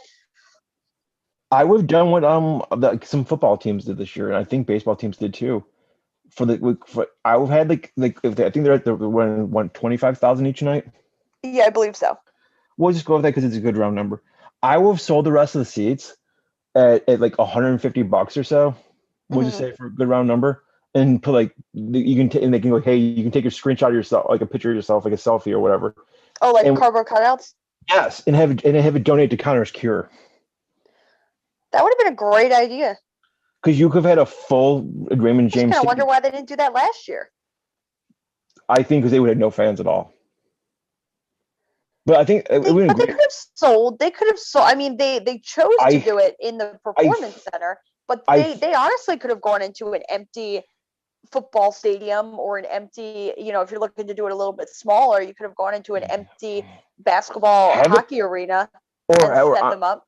Or all jokes aside, have it at MSG and sell it out. You could charge 5 times as much. And I think I wonder. Oh, they probably wouldn't. No, because basketball and hockey, they didn't do cardboard cutouts. So you would have been able to do it because you wouldn't have had to worry about there already being cutouts in the stands. And since we're gonna piss everyone off on this podcast because we're exceptionally good at it over the years, no one cares about the Knicks anyway, and the Rangers are awful. So, and there goes the New York market.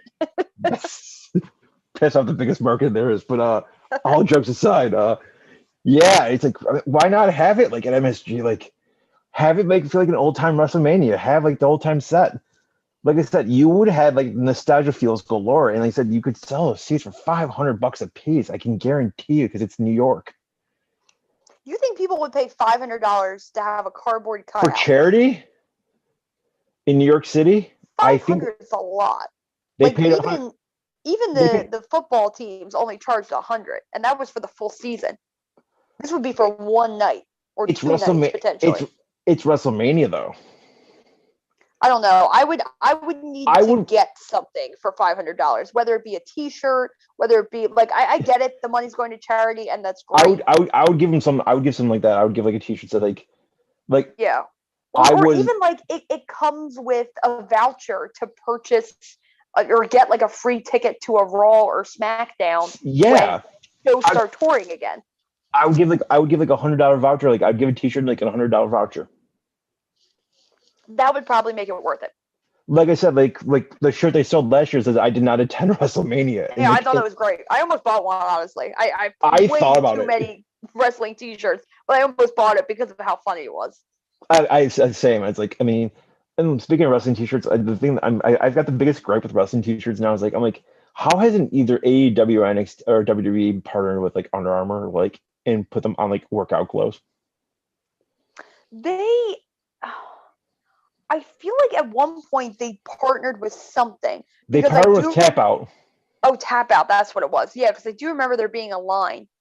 Yeah, but it wasn't like they're big might be VIP, like the big T-shirts, like for example, like the Roman Reigns like had a table, or if you had a shirt that said "Wreck Everyone and Leave" and you had it on a workout top, you probably could sell, especially from someone like Roman Reigns. I mean, don't have Otis have a workout top. I mean, let's just be real here. I mean, the guy's large. The joke doesn't work. Steaks and weights, baby. But you know what I'm saying? Though, is like have like a Braun Strowman shirt, as long as he's not sharing clothes with what's his name? Oh shit, who was it? He shared clothes. Rockstar Spud. What's his name? Drake Maverick. Oh, Drake Maverick. Did you ever see that photo? Like Drake No. Drake lost his luggage, so Braun loaned him his workout gear to work out in. No, I didn't see that. Oh my God! What was it, like a dress on him? I think a dress would be small. Oh, jeez. No, I didn't see that, but I did just see the clip of how Tatis got injured. Oof. Yeah, it's a pretty Not bad to shoulder. change the topic, but that was like hyperextended his arm. What It's a okay. swing. It's okay. You're only giving him like $30.4 million a year. He's gonna be out like 6 months now. Oh, I know. It's a lot of money that's sitting on the bench. Feel bad for San Diego. They're really trying to compete this year. Hey, remember when we talked about San Diego being like decent this year? Yeah, forget about that. How are you? Yeah, there goes the chance to compete against the Dodgers. LA might as well win like 115 games this year. Let me know if that photo works. I think it came through. Hold on. Because you need a live reaction for this. Oh my gosh. I mean, it's tanked up and shorts. You lost a bet. Yeah, I know. That is hilarious that they're wearing the same size clothes. I'm surprised you never saw that. No, I never did. Breach him. Oh, that's funny. Even the shorts. Shorts are like falling off of him. Oh, I think those are his. I don't know. Those aren't Braun's shoes. I think those are his shoes too. They're like no. Yeah, but I mean, as far as WrestleMania as a whole, are you interested? Are you following any of the stories around some of the big matches? Or I'm gonna watch it totally blind. Totally blind. Okay. Like I'm reading the Wikipedia stuff, so I got like the synopsis. But yeah, it's gonna be. In some ways, that How is better because you don't have to deal with all the bullshit that led to this point. And I'm gonna tell you, there's been a lot of bullshit. I have no doubt, but my stupid question is like, one, how the hell is Asuka and Rhea Ripley gonna have a fight? Because like her teeth are so jacked. I know like some things, like I know Asuka's mouth is like all messed up, and she's saying it's gonna be like months till they're like fixed. Yeah, so there's some speculation regarding whether or not that match will happen, what's going on with Charlotte, because she had to miss time. She tested positive for COVID, so she was out for that. So I don't know. There pregnancy rumors or something? I think I saw. So there were, but they took a test. She wasn't pregnant. But she was COVID positive instead. She was COVID positive instead. So I guess you didn't find out one thing was true, but you learned about the other thing in the process. So I don't know, but she, they're still trying to figure out if she, would be able to kind of be clear by Saturday or Sunday. So we'll see what happens there. But there was always talk of her being involved in that title match in some way. And they're doing it live, which is great. Yeah. Oh, it has to be live. You can't do it taped. No, they did last year. I know, and it was missing something. Honestly, I for the longest time I thought they did well. Exactly what? Considering they're like, oh shit, like last second, like oh shit, we screwed up, like we can't do this. Sure. Given how they had to pivot and how quickly they had to pivot, they should get credit for it. Them for that. They certainly made the most of a bad situation. So my next question, because I'm just looking over the card. Like, I mean, I'm indifferent towards it sounds like it actually looks like a good card, to be honest with you. Yeah, it's decent looking. There's some matches that I really could care less for. Like honestly, Braun Strowman versus Shane McMahon. Yeah. In a steel cage. I would have done Lashley McIntyre at Fastlane, and I would book that a little differently. I've had Lashley. Well, I think at one point they were trying to do Lashley Lesnar. That's what I'm saying. And it just didn't pull together for whatever reason. I would say that's the only time you could have Lashley Lesnar too. Right. It would have to be at WrestleMania. But yeah. I mean, it might be a situation where you want to run that next year when you can do it fully in front of fans. So there's a lot of kind of but you decisions and talk that went would you into some of these big matches. Like for example, the Roman Reigns Rock match was originally yeah, supposed to happen at this WrestleMania, but they're gonna wait but 2 years.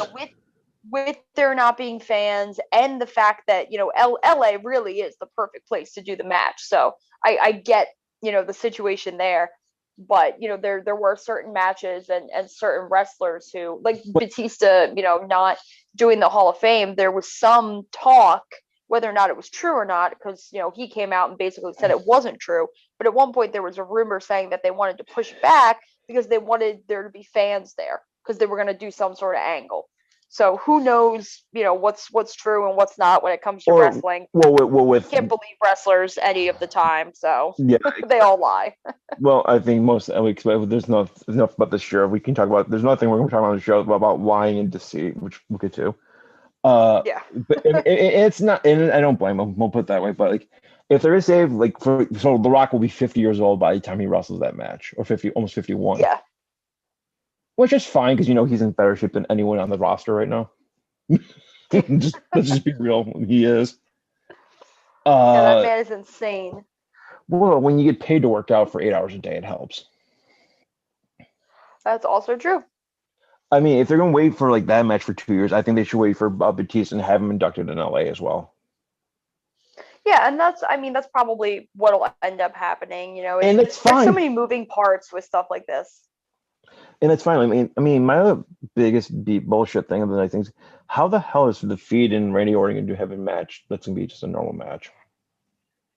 So I'm not 100% sure it's going to be a normal match. But they're just billing it as a singles match. That's the problem. That's maybe what I'm saying. That's the part of me that's just hoping that they'll change their mind, or that they're billing it as a singles match, but it's going to be one of those like weird Cena Bray Wyatt kind of matches, like what they did last year, because that makes sense.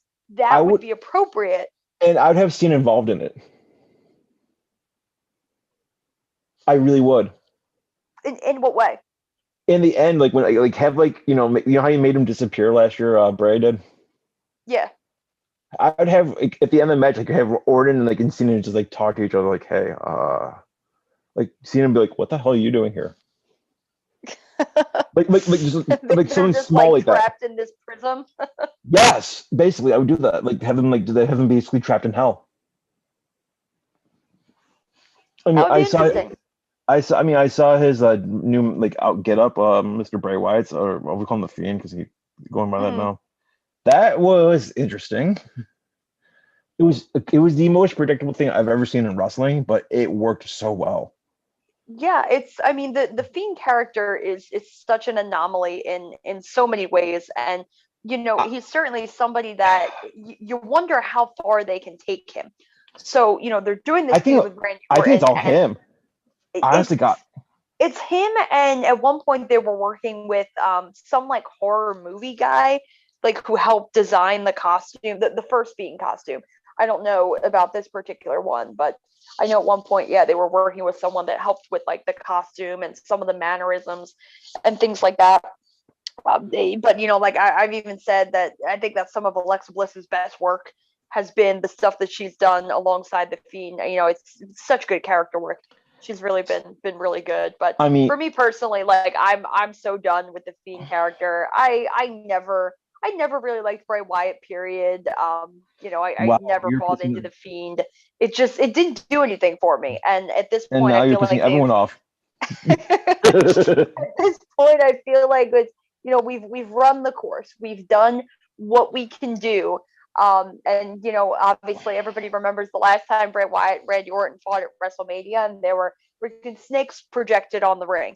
It was terrible. It's horrible.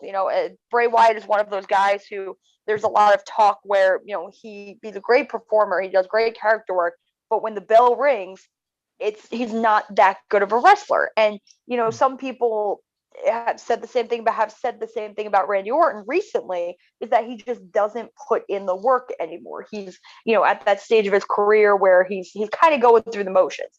His promos have been pretty good leading up to this whole thing, but even look at the storyline last year with Kofi Kingston.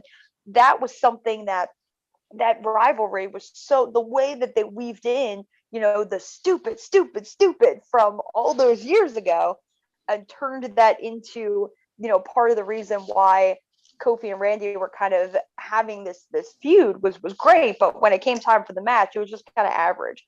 And that's what's going to happen here. It's going to be an average match, unless they do it cinematically, unless they have some sort of, it was interesting because Bray, he, after he became, the second version of the Fiend, after he got burned alive by Randy Orton, they kind of did this whole thing where, he didn't tweet, he didn't do like anything, he completely was gone until he reemerged. And when he came back out, he tweeted from years ago when Randy Orton, when he was feuding with CM Punk and he was feuding against the Nexus, he punt kicked then Husky Harris, and Husky Harris was never to be seen again after that. He went down to NXT, and then by the time he came back up, the Bray Wyatt character was born. So Bray was like weaving the threads together, and that's why, it got me invested in a sense, hoping that it would be a cinematic match, because when they weaved those threads with Cena, it worked so well. It was weird, but it worked. And that's the only way that a match between Bray Wyatt and Randy Orton at this stage of the game is going to garner any interest. I mean, my whole idea with Bray, I still liked, and it would have been intriguing how they could have pulled it off, which I think they could have. Have them be two different, do the Mick Foley, but do it way differently. Have Bray Wyatt be a wrestler and have the Fiend be a wrestler. Mm-hmm. And have like Bray be a face and have him be like, and then and just be like, you have him, have the Fiend be the heel like he is. Yeah, that'd be interesting. It'd be unique, especially in this time period. Well, originally that's what Cody actually pitched before he left. Was he didn't want to do Stardust anymore, but they weren't gonna let him get rid of the character, so he actually pitched that he would still wrestle as Stardust on Raw and then wrestle as Cody on SmackDown. That'd been genius. They didn't want to do that, so he left. Yeah, well, amongst other things. And the rest is history, because I guess his leaving almost completely altered the wrestling landscape, because look at what's going on now. That's a conversation for another day, but like Impact Wrestling working hand in glove with AEW, possibly also working with New Japan. Who would have ever thought? I always joke with people. I say, I told people when we talk about Impact, there's like, years ago I did this podcast, and I remember where we would get on the air, not so much that we shit on them, but that we would get on the air, and it was like literally every Friday where we're on Impact Death Watch, where we would joke that the company could go out of business while we were in the middle of the podcast. And it was every single week that we were constantly confronted with that situation. So to see the company now working with arguably, no, I'm not even going to say arguably, with working with the number 2 wrestling company in the United States, like as closely as they are. I mean, Kenny Omega is probably going to win the Impact World Championship. It's wild, but that's probably what's going to happen because of the way that they've kind of booked themselves into a corner in that Rich Swann match. So I've done that match differently too. Like I even had a winner in that match between Swann and Moose, and made it a triple threat match. Yeah, that would have probably been pretty good. And have Omega beat Swann and not beat Moose. Mm-hmm. And then you can have the rematch at a big pay-per-view. Yeah, I mean they're certainly doing something big there. My only beef, I feel bad for AEW just for the timing. It's like they started getting traction, then all of a sudden the pandemic hit. But honestly, I don't think that's hurt them. I think in a lot of ways they used the pandemic to their advantage, and it's kind of a weird thing to say. And I'm always careful. I could see it in the sense of it made them hone their craft and get like. It's not even so much that I would point to. I would specifically point to AEW Dark. and what they were able to do with that show in terms of, basically finding these indie wrestlers from across the country, bringing them in for these tapings. And, so many of them now are signed with AEW. They're full-time wrestlers with the company. They are, without having a official developmental system. Yes, they have Cody's Nightmare School, which is still kind of getting off the ground, but without having an official developmental system like an NXT, what they were able to do with AEW Dark in bringing in these wrestlers, I think it was pretty great, and it's something that would not have happened if not for the pandemic leading to travel restrictions for guys like the Lucha Brothers, for guys like Pac, having some of these people, like a lot of the Joshi, they weren't able to work with the Joshi the way that they had originally planned to when AEW first launched. So it opened up opportunities, and people took those opportunities and they ran with them. Well, I think it helps too that like they have like, I mean, I don't want to say have home base, but like they do now. Oh, they do. And to be entirely fair, perception is reality. We're in the middle of a pandemic. What did AEW do? AEW went and they got people jobs. What did WWE do? They went and they had a Black Monday where they cut probably about 15 wrestlers, and almost all of their producers were furloughed.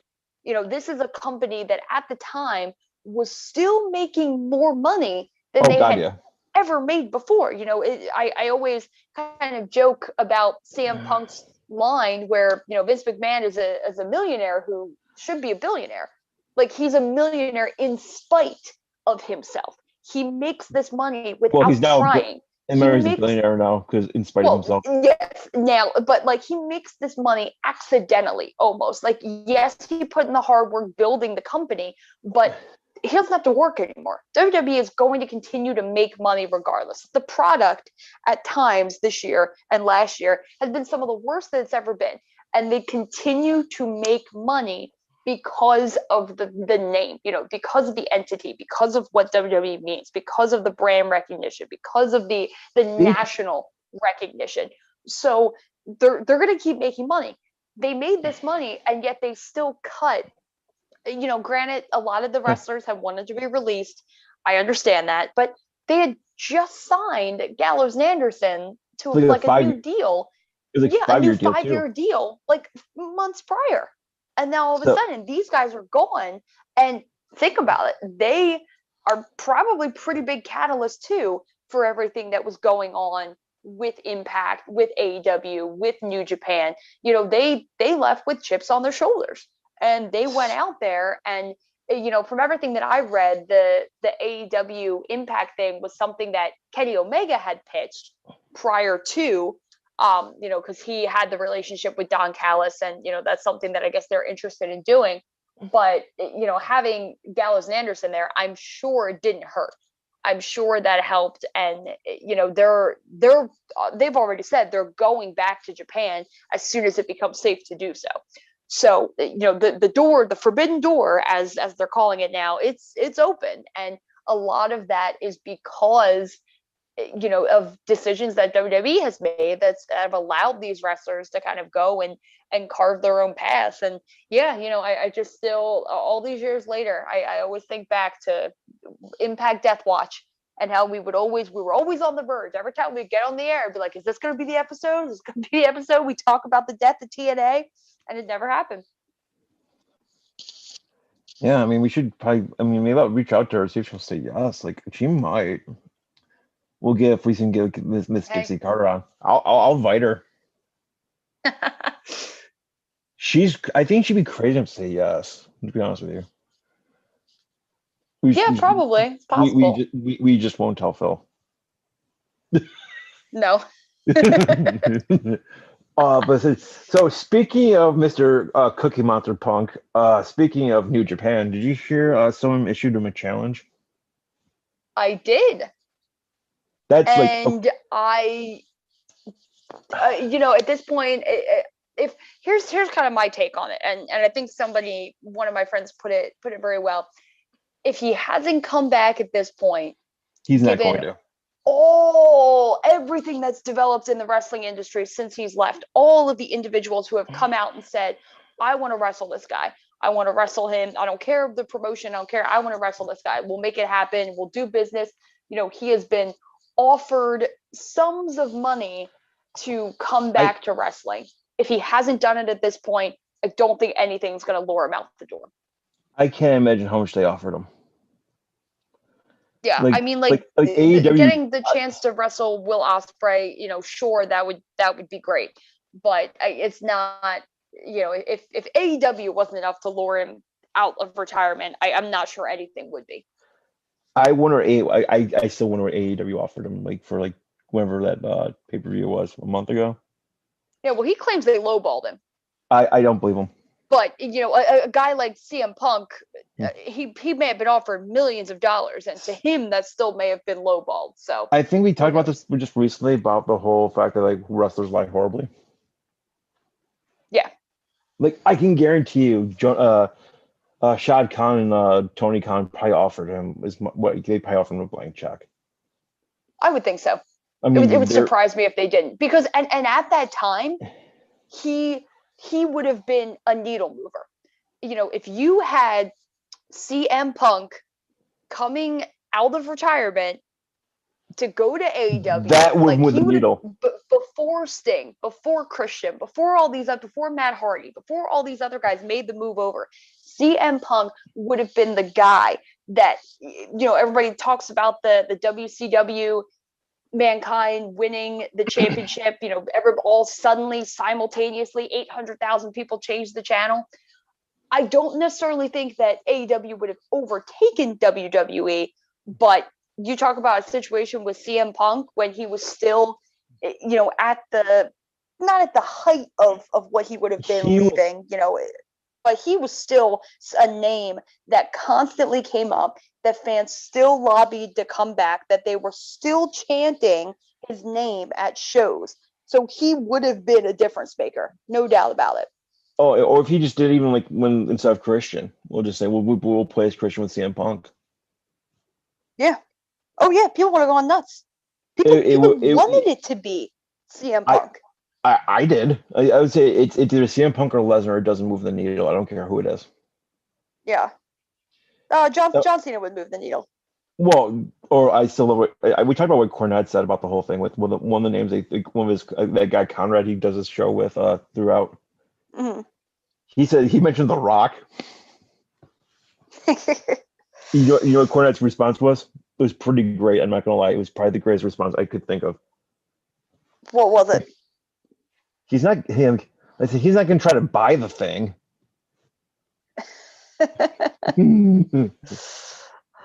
Although that'd be a twist like no other. Have him and his ex-wife raise say we'll go hey the Cons, here's $50 million or $100 million. I'm great what you did. I'm taking it over now and I'm competing against Vince myself. Yeah. That would move the needle. I mean, anything that you put The Rock's name on, I think would move the needle. But yeah, it'd be oh yeah, Kurt Angle would move the needle. Dude, he's 52 years old and he can barely walk. Right. Right, and as exciting as it is to see Christian come back, he's not a needle mover. Yeah, I mean, if he was 38, not 48, I'd say absolutely. Right. I know we just lost the Christian fans market, but we'll get him back. Be honest with yourselves that he's 48. It's great seeing him wrestle again. I'm happy that he's back. I think it's great, but it's the way that they hyped it up. Oh yeah, there was a CM Punk level of hype there that the Christian announcement did not meet. It was CM Punk level. It was Brock Lesnar level of hype. It was, but I never personally I never bought that it would be Brock Lesnar. I don't know, just for some reason I don't. You guys I don't see it. If it was Lesnar, they could have had my dream match. What is your dream match? You know it. We've talked about it before. Oh, that's right. That's right. I do know it. What's my dream match again, Miss Marilee? Oh. Do I have to remind you? You Well, have to remind me. I'm because gonna, as soon as you say it, I'm gonna remember it, but I can't. because they had the match afterwards next with the type of match. Barbed wire death match between the Young Bucks and Brock Lesnar. That's right. That's right. Gee, I wonder who would win that You one. just want to see. You just literally want to see the Young Bucks die. Possibly. Sorry, Nick and Matt Jackson, but you're not. They just don't do it for me. Like, I mean, the problem is like, I'm glad they're tag champs now, but are they still Mhm. tag champs? But I think it was like too little, too Yes. late. Like they just did. They just made themselves like they made put everyone else over so much. It's like, okay, I can't take this seriously now. I mean, it's a hard position to be in though, because had they belted themselves right away, people would have complained like, oh, the executive vice presidents are putting the titles on themselves. Like, people wouldn't have liked it, because you would have had, they would have been champs. Cody was still the TNT champ at the time. Everybody always said the same thing about Omega. Like, why did they wait so long on Kenny Omega? Well, you can't. There's I a was fine with. perception, if you do all that right out the door, that these guys that are running the company, because there's already a perception that they brought in their friends, and they brought in these guys that aren't super talented, and they got them jobs. The Young Bucks with Brandon Cutler, and Cody with Sean Spears, and now Mike and Matt Sydal are there, and all these people you can kind of trace You mean Stan? connections back to. I'm glad you got that. Stan. I'm just saying. Still love that. Oh yeah, I it's watch it. great. I have to watch that like once a week Do you really? because it's so funny. He's just like, see, I just kicked Stan. Yeah, he didn't even care. But yeah, I mean, it would have been. I can kind of see both sides of it, and I get why they waited. They were obviously, they did want to put the shine on SCU for a little bit. I don't think they were a bad choice for the first tag champs. I mean, I'm glad Chris Jericho was certainly a great first choice for world champ, because he brought that name recognition. But I mean, my only beef with Jericho now is like, he looks like he's really let himself go. Yeah, he doesn't care, I guess. He's probably at that stage of his career where he's like, I'm just gonna do what I want. But for how much money he's getting from AEW, that's like, if I'm the cons, I talk to him like, hey, you gotta make yourself look at least halfway decent. I honestly don't know if that's his draw, though. I don't think people go to AEW to watch Chris Jericho wrestle. But yeah, I mean, I don't want him to look like Triple H a la 2002, but I mean, just have like lose some of the gut. Right. Yeah. No, he certainly could be in better shape. So yeah, so like back to like WrestleMania, because that's what the whole point of this all was. I mean, like overall, I'm fine with like I said, I'm fine with the card. Like, I mean, that Nigerian drum fight, sure, I get it, because they're both like they like strong they have strong roots in Africa. I know they both do. Yeah. So like I'm fine with that. Why the hell do we have Logan Paul in WrestleMania? Well, you see, they had tried to get Cardi B. Okay. Not for that spot per se, but I guess they figured where one celebrity they couldn't get, they were able to find a bit of a bargain based on one. Okay. I have a new dream match besides the Brock Lesnar for the Bucks in a barbed wire death match. The Brock Lesnar versus Logan Paul in a barbed wire death match. You learned fast, Marilee. Gee, I wonder who would win that one too. Didn't Logan Paul want to box like Floyd Mayweather or something like that? Yeah, after he beat Nate Robinson. I get it, they're the same size, but I don't know how much boxing he watched, but Floyd Mayweather's kind of good at boxing. Even in he hasn't boxed in 3 years. He would still run circles around him. He wouldn't have to. He would just do his defense the whole time and just piss him off. No, that's true. Yeah, do what he did to McGregor. God, don't even talk about that thing. I'm still pissed off about that. But yeah, Logan Paul is gonna somehow be involved. Probably going to. I don't know if that would make sense, because Kevin Owens is supposed to be the face, and Sami Zayn's supposed to be the heel. So to have Logan Paul were to turn on Sammy and help Kevin win. So I don't know. I mean, I'm excited for the fact that we're getting a Kevin Owens Sami Zayn match. I think that'll be fun. Especially that have the money. alignments are switched up this time. Have Money Mayweather show up and just knock out Logan Paul. Come on. That would be pretty funny. Oh yeah, having like an unannounced surprise. I mean, it's WrestleMania. They know they're kind of known for sometimes pulling that. Oh, for sure. Yes, and as long as they've already sold, all the tickets that they're going to sell, they don't have to worry about, giving people a reason to buy tickets, so they can save some of these little surprises for down the line. And do exactly what they did with the Hardys, like have them show up like halfway through the second night. Yeah. Yeah, no, I mean, there's definitely stuff that they can do. I think it's a pretty good looking card. Don't sleep on Cesaro Seth Rollins. That's my match of the night. I don't blame you. So happy to see Cesaro getting this spot after all these years, getting his first WrestleMania singles match. And I think Seth's a great opponent for him to have it against. Yeah, just per money, it's like freaking Claudio Castagnoli versus Tyler Black. Okay. Yeah, those two are gonna make some magic. And I think for it being a triple threat, I think the Edge, Roman Reigns, Daniel Bryan match, I think that's got a lot of potential. I mean, the only thing is if the cynic community is you got the cancer guy versus the guy that's had a broken neck versus the guy with concussions. Yeah, and they kind of are making them all bad guys right now. Yeah, Roman Reigns was already a heel, and now they're kind of like posing Daniel Bryan as like this entitled, like I deserve to be in this match, and Edge is back to being the ultimate opportunist. So yeah, from a storyline perspective, it's hard to know who to cheer for and who they want you to cheer for, because do you cheer for a guy like Daniel Bryan, who it probably is, as he says, his last WrestleMania, because he's moving towards, if not full retirement, certainly more of a part-time, he wants to be a part-time wrestler, full-time dad kind of situation. So do you root for that guy, or do you root for, Edge, who 11 years ago, or 10 years ago to the day, had to retire? So he's going to be wrestling for the championship 10 years ago to when he was forced to retire. So it's and then you got Roman Reigns, but he's been long enough that I don't think people necessarily are like, oh, we got to root for the guy who beat leukemia. We did that already. We rooted for the guy that beat leukemia.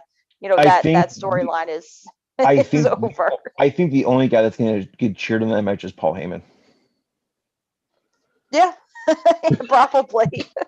Because I think Roman is killing. He's the best heel in wrestling.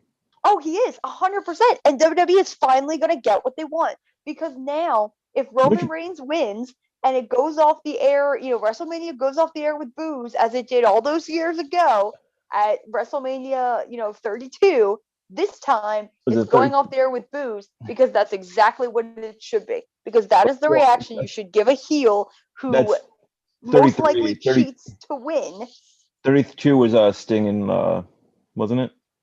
Wasn't it Sting, Triple H? No, 32 was the first of 4 main events in a row. Okay, listen. He had. Yeah, but like I said, it's 33. WrestleMania is after 31 blurred together for me, to be totally honest with you. Yeah, I just remember. Oh, was 32? Okay, maybe 33 was the one, because I think 32 was the one where Seth. Yeah, you're right. 32 is when he speared Stephanie McMahon. That's right. Because that was like I said, they all blur together. It's all a cluster. Yeah, and they haven't, been super memorable, save for a couple moments here and there over the past couple of years. So I get it. Yeah. Yeah, I was like, wait, which one's which again? Shit. I think the Sasha Banks Bianca Belair match is going to be really good too. I hope so. And that's probably the storyline that they've given it hasn't been great. But these are two of the best female wrestlers on the roster. So I think is that going to be the main event from night one, even over Lashley Drew? So do you think? I don't know, because I've heard mixed thoughts with it. I've heard that it's not going to be the main event because they're running with Io Shirai, and for the life of me I can't remember who she's facing, but they're running that as the main event for TakeOver on one of the nights. So some people are saying because they're doing that, they're not going to do the women's main event for WrestleMania, which if that's their reasoning, that's the most bullshit reasoning I've ever heard. You Raquel can Gonzalez. certainly have women main event 2 different shows.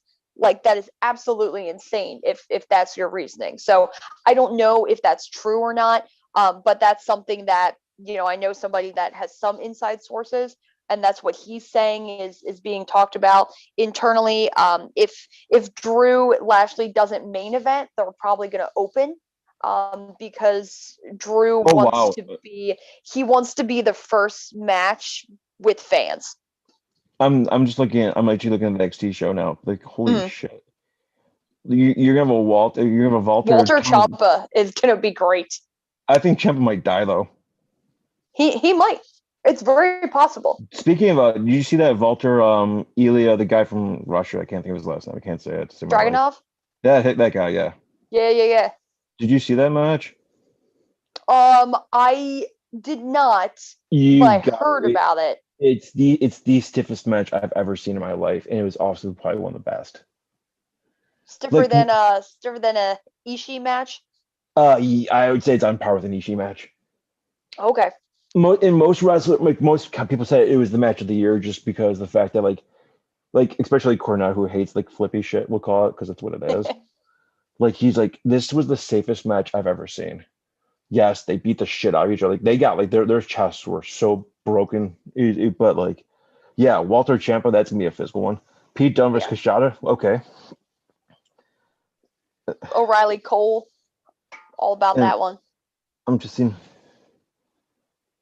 Oh, 6-man gauntlet, like Raw versus Swerve. It's gotta be Cameron Grimes because why not? I'm really looking. His gimmick is great now too. Oh boy. Have you followed that at all? I haven't. I honestly have not watched any wrestling in probably shit. Like I didn't even watch the Rumble. Let's put it that way. I gotcha. Okay, so his gimmick is that he was a GameStop stock investor. Oh, I did hear that, and he made a shitload of money. Like, he made a bunch of money. So and he still talks with that like thicker than thick Southern accent. Yeah, he's Cameron Grimes. Sorry, can't help myself. Yeah, he's trying to recruit Roderick Strong to join him now that Undisputed Era is no more. I'm not opposed to that. Which is a shame. It means no more Pat McAfee match. He was surprised. I actually saw that match. I was pleasantly surprised. So was I. Well, I think it's because Pat took it seriously. He did. And that was one of the things that, when Triple H does his media calls where, he was saying, like, Pat, he was in the ring training. Like, this dude, he respects. It's kind of the same thing that they talk about with Bad Bunny. He trains. Yeah, he respects our business.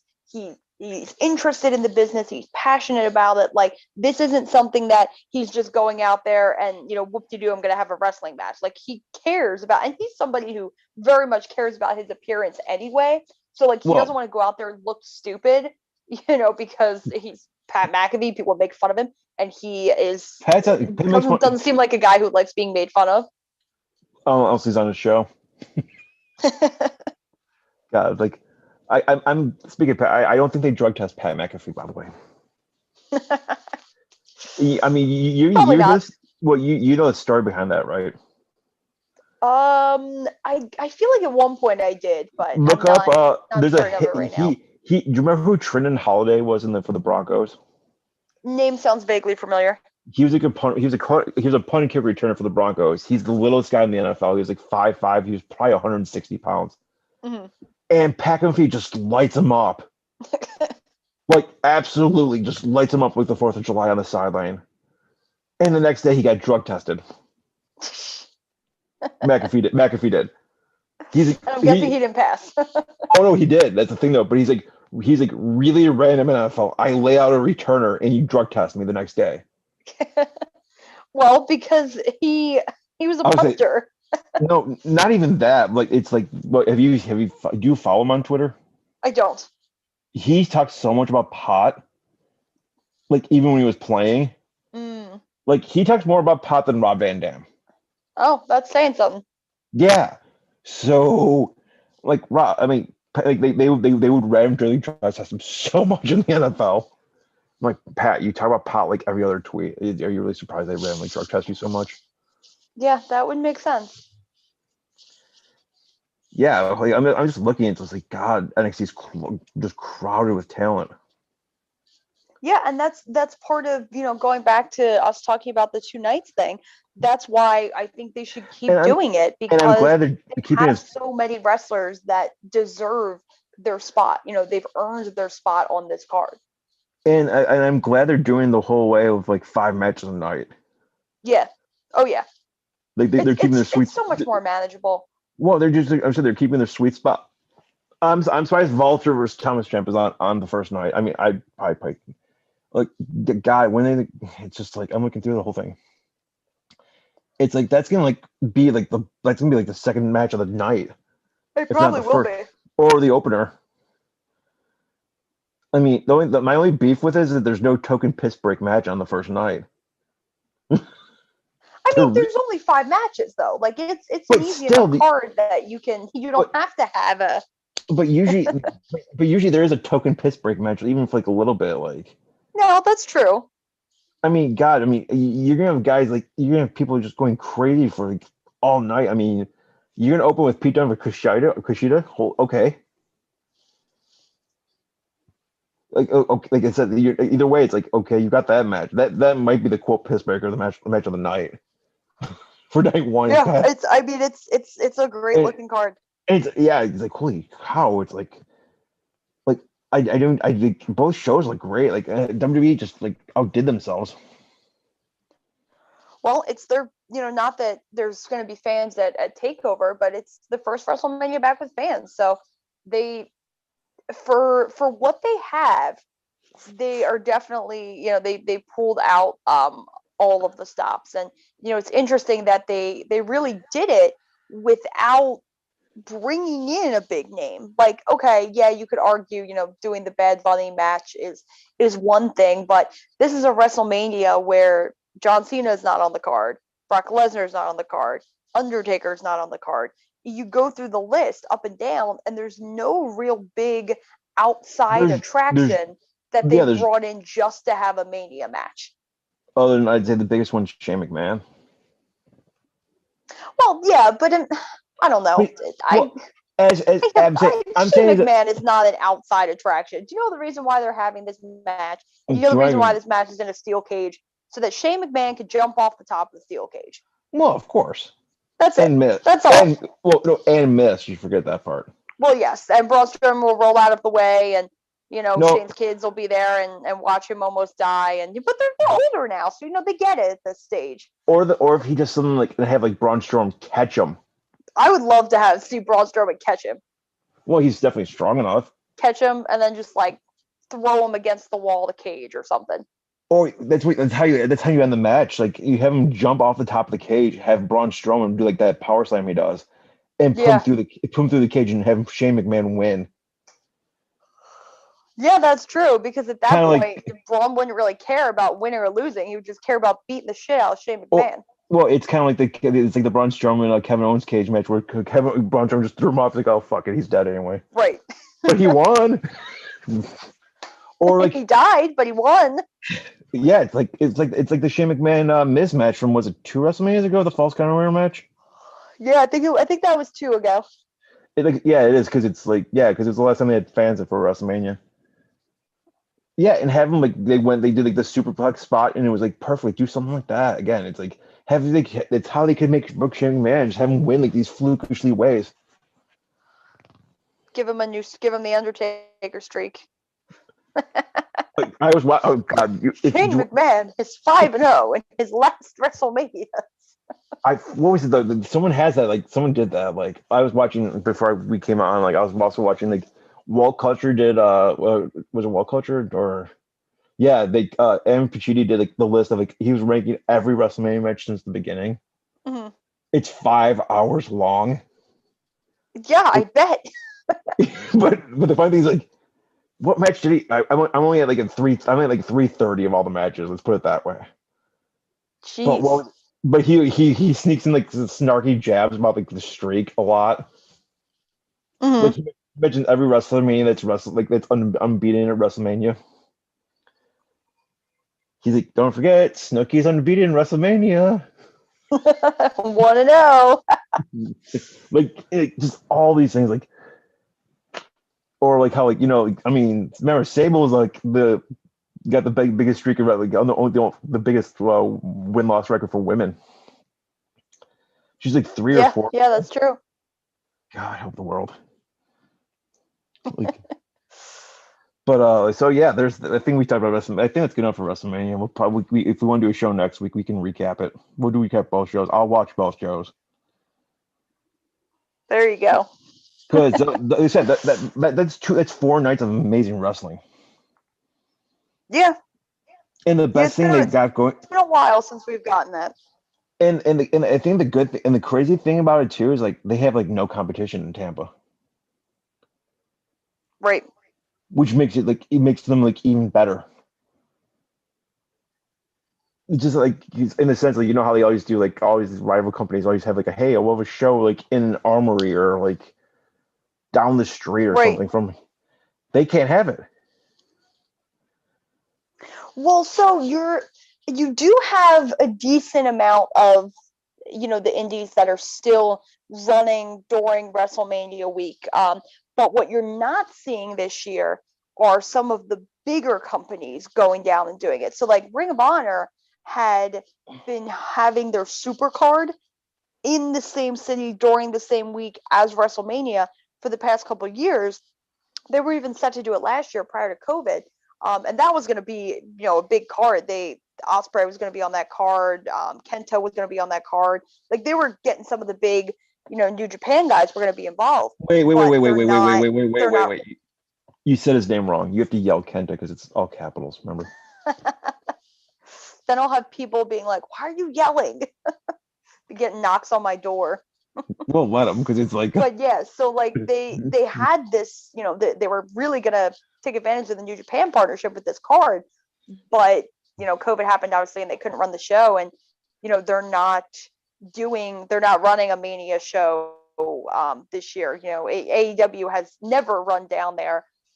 Impact is not running down there, and they've done that before, but they're not doing a show down there this year. So I mean, I get Impact. I mean, I get them like AEW. Because I think if you're big enough where you don't need it, right? You don't need the WrestleMania rub. Yeah, no. AEW certainly doesn't need to run WrestleMania weekend, and WrestleMania being in Tampa, AEW's already in Jacksonville, and not to say that they're close. It's still a couple hours drive, but you're a 3-hour drive. You're not far. Yeah, you're not you're running halfway across the country. You're still right. It would be like having WrestleMania say at Heinz Field, or we'll make you happy. We'll put WrestleMania in Lincoln Financial Park, and then AEW having a show in Pittsburgh. Yeah,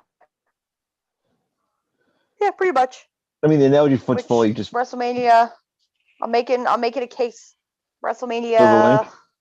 I don't know what number it would be, but 39? WrestleMania in Philly, 2026. Because 2026 is 250 years since the signing of the Declaration of Independence. We're getting the MLB All-Star Game that year. I'll be there. Philly is in the running for the World Cup, for it to be one of the World Cup host cities that year. They should do it. I don't know who I got to talk to. Vince, if you're listening to this call, hit me up.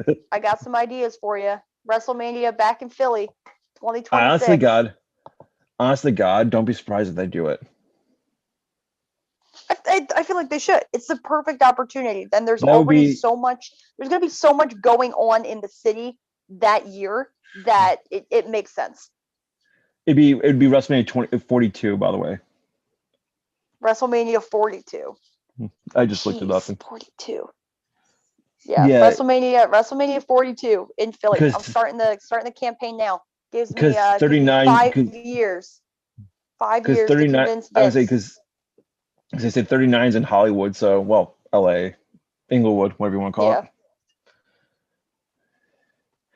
So I mean, like, yeah, I mean, honestly, God, I could see Vince doing it.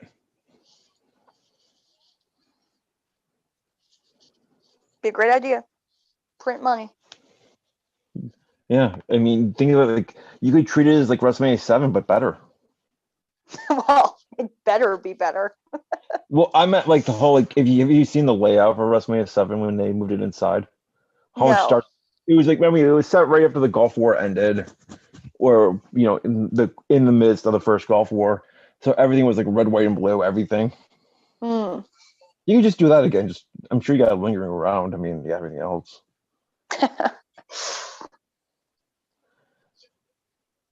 Yeah, so like there's that, and also it's like yeah, so like yeah, WrestleMania. So like WrestleMania weekend, like WWE's gonna knock it out of the park because they can't help themselves, and it'll be really good. Excuse me. So like moving back to like real quote unquote real sports now, especially if you ask Randy, especially if you ask Randy Orton. And there go the wrestling fan market. Yes, we'll give them back some way somehow. Like I'll get something big. I'm like, oh, cool. He's nice. Yeah. So like the Masters is also this weekend. God, holy something's like holy cluster in the South. Yeah. I mean, between like this and yeah, this and the Master. Like I mean, like so there'd be no Brooks Koepka, no Tiger Woods. Just simply, I don't bet. I can say don't bet against Dustin Johnson repeating.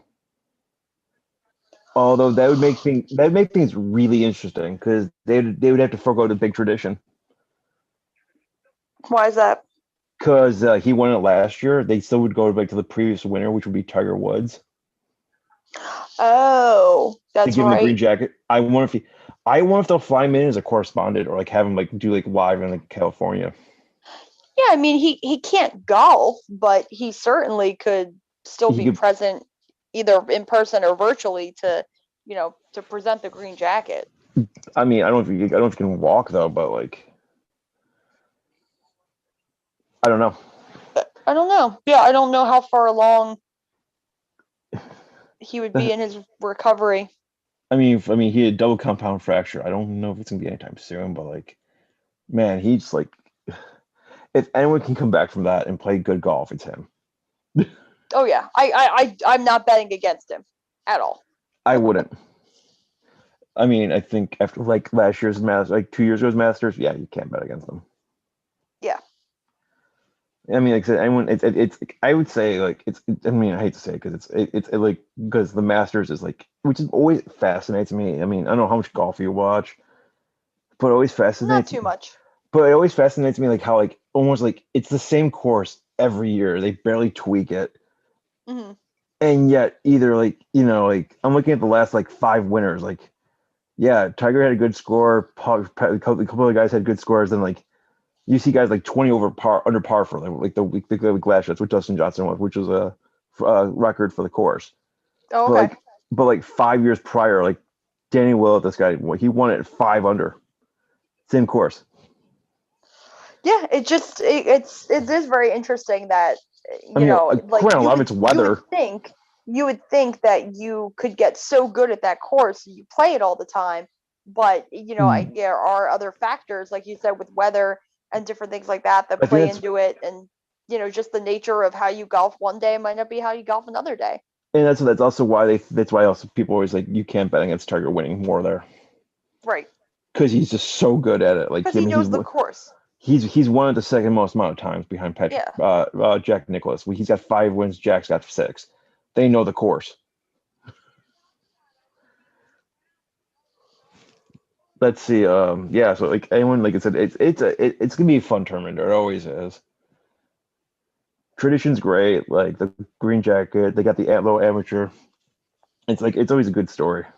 Yeah. Yeah, tradition in sports is always lends itself to. And it's nice that it's back in springtime, not in like to me. Well, yeah, that's true. It was very weird last November. year. Just didn't feel right. I felt I was confused. Admittedly, I was.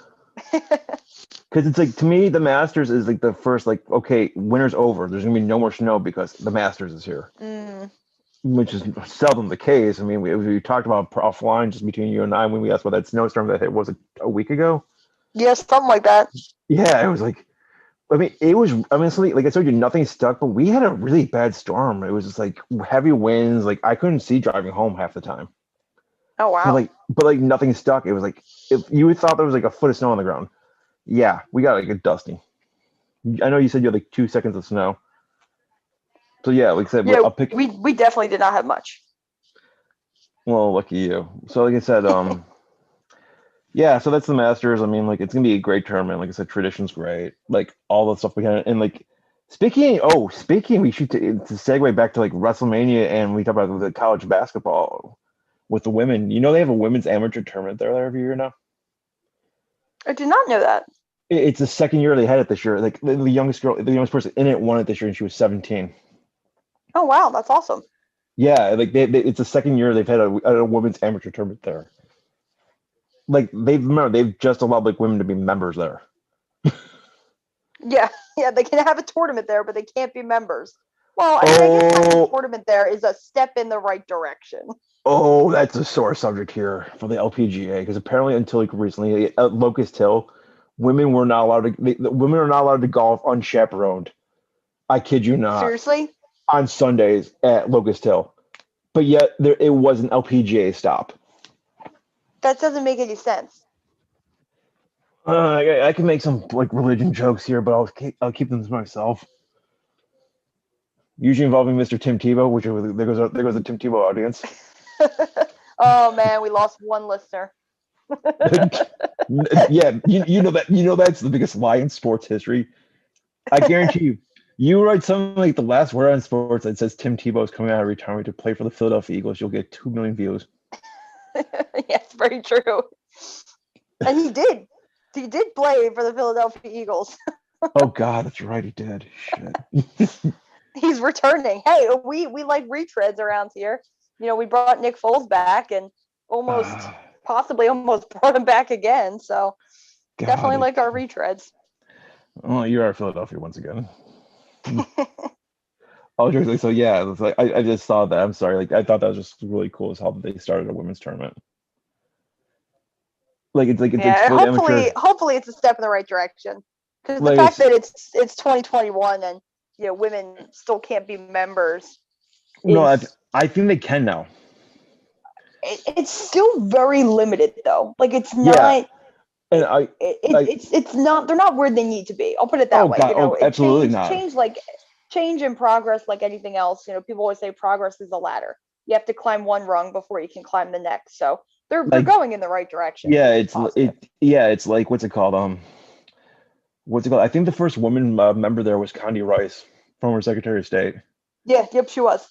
Which is awesome, but like it's just like, God, it's like this late. It's like it was like 2018 or something like that. It's like it took you that long to make a woman a member. Yeah. Shocking. God bless America. On to your favorite subject of the week. I'm a Major League Baseball opening weekend, because I know. Did you attend one game or two games? So I was at 3 of the first 4. Oh, okay. Well, forget I talked about 2 then. Did you see my comment about that, like the mask I think you wore or one of your friends wore? I did not see the mask comment. It was something like what they should have called it instead. Oh, yes. So the story there. So the Pandemic Crew. I don't know how familiar you are with them or not, but I mean, I saw your pictures from last year. Yeah, so they are the group of Phillies fans that gathered outside of, Ashburn Alley, outside of the gates last year, and brought ladders, and we literally would stand on ladders and look into the stadium. You were able to see, you couldn't quite see the outfield, but you could see the infield decently. You could certainly see the batter's eye and, the pitcher's mound. And so you could still physically see some baseball. Or we gather out there with ladders and air horns and, I'm sure you heard the story about Aaron Boone and not liking the air horns, complaining about all the noise that was being made outside the stadium. That was kind of when people, started to take notice that there were these group of fans out there. So yeah, they went, and I went to a bunch of games outside with them. The two main guys, they did every single game, home games and road games. They would, because the announcers were there, I believe it's still the same this year, where the radio announcers, they're not traveling. So they didn't travel last year. So basically the guys were still there, and they would blow their air horns and all that, and you would hear it on the broadcast, so it was pretty neat. And the Phillies were, I won't say anything bad about them. I think everybody, feels the way they feel about their city and about their sports team, but the Phillies are a great organization. They completely supported us being out there. They, made it so that we didn't have any problems with the police. We were able to be out there. We were able to drink beers. We were able to eat. We were able to just hang out, have You fun, were and responsible. immerse. Exactly, and that's what it was.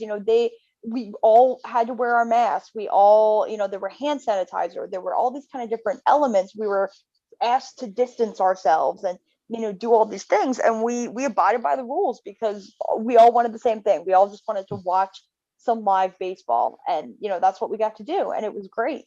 So the Phillies were super great and supportive then, and this season they have introduced a whole Fandemic Crew section inside. So we got to be the first ones back in the stadium for opening day, which was pretty cool.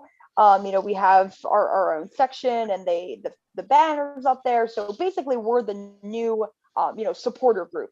So like they used to have, the Wolf Pack when Randy Wolfpack was pitching there, and they had something called Howard's Homers, where a bunch of people put on Homer Simpson masks, and that was like the Ryan Howard fan club.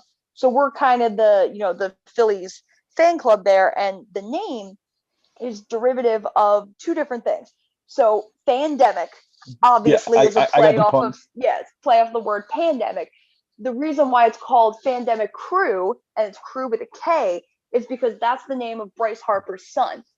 So his kid was born in the midst of the pandemic, and they knew that they wanted to honor, Bryce Harper. So that's why we're called the Fandemic Crew.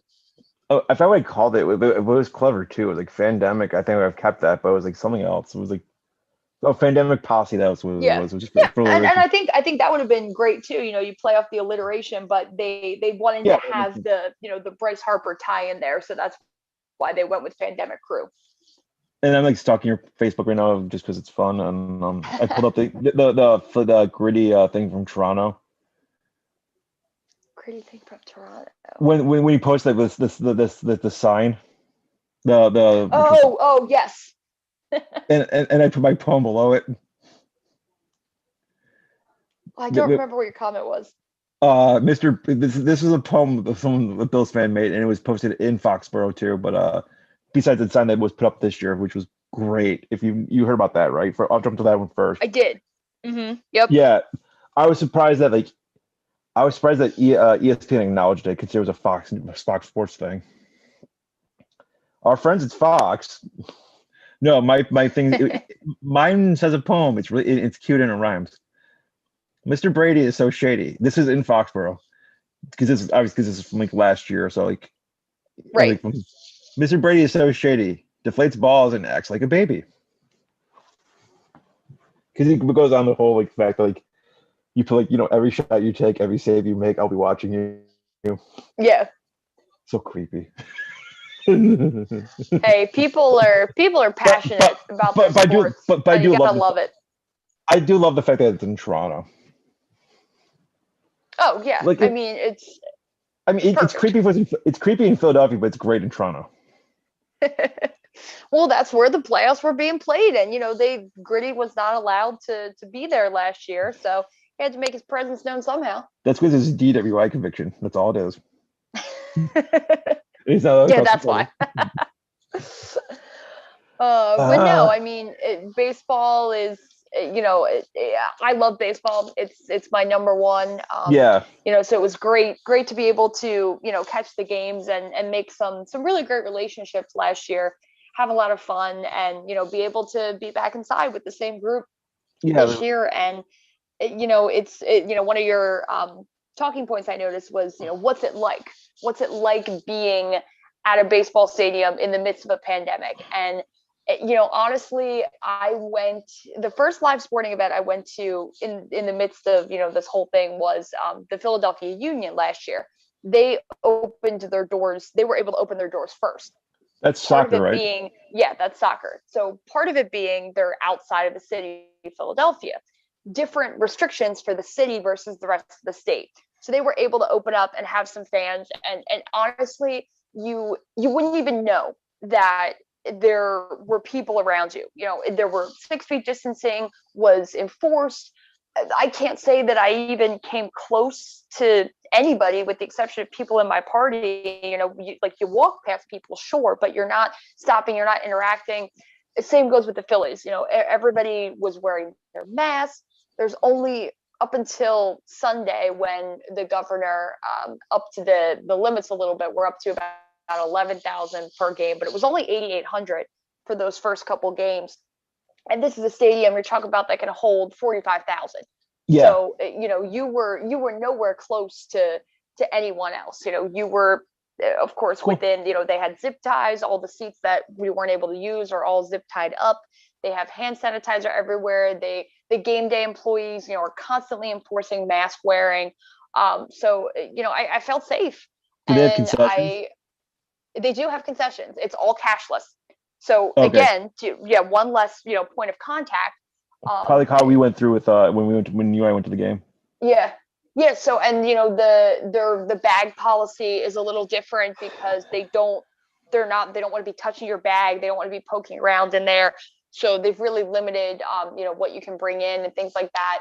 But you can still bring in your own food. You can still bring in your own unsealed or your own sealed water bottles or iced tea or things like that. Which is great because, as people know, buying food at the ballpark is not always the cheapest.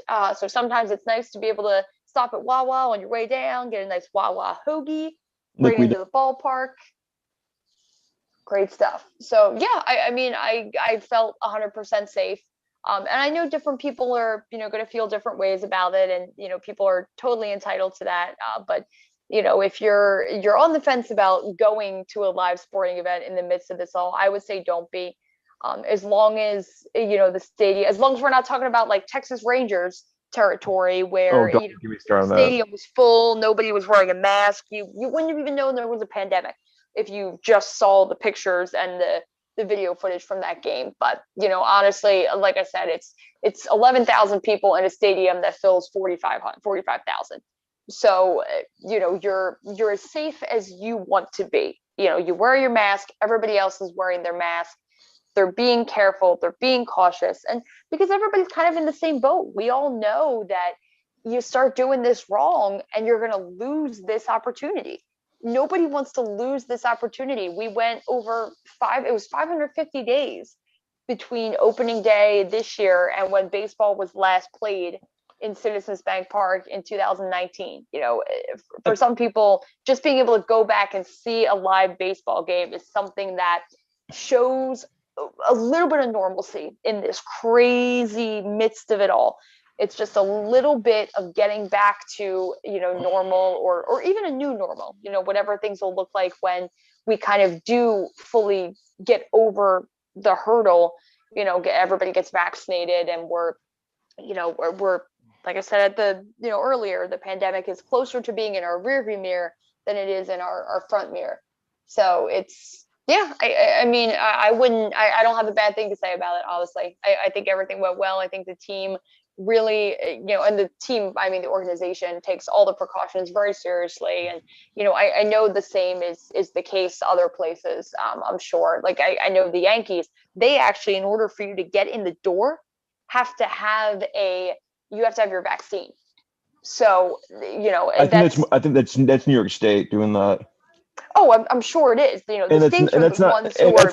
And that's not a bad thing at all in my eyes. No, it's not bad at all.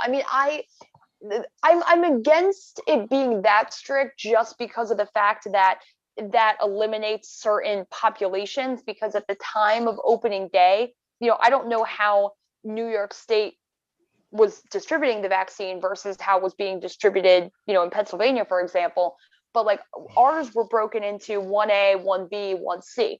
By the time opening day came, if the Phillies had required a vaccination to get in, you could have only been, because we were so behind in, I don't even want to get into, how poorly the state and the city handled the vaccine and distribution of it.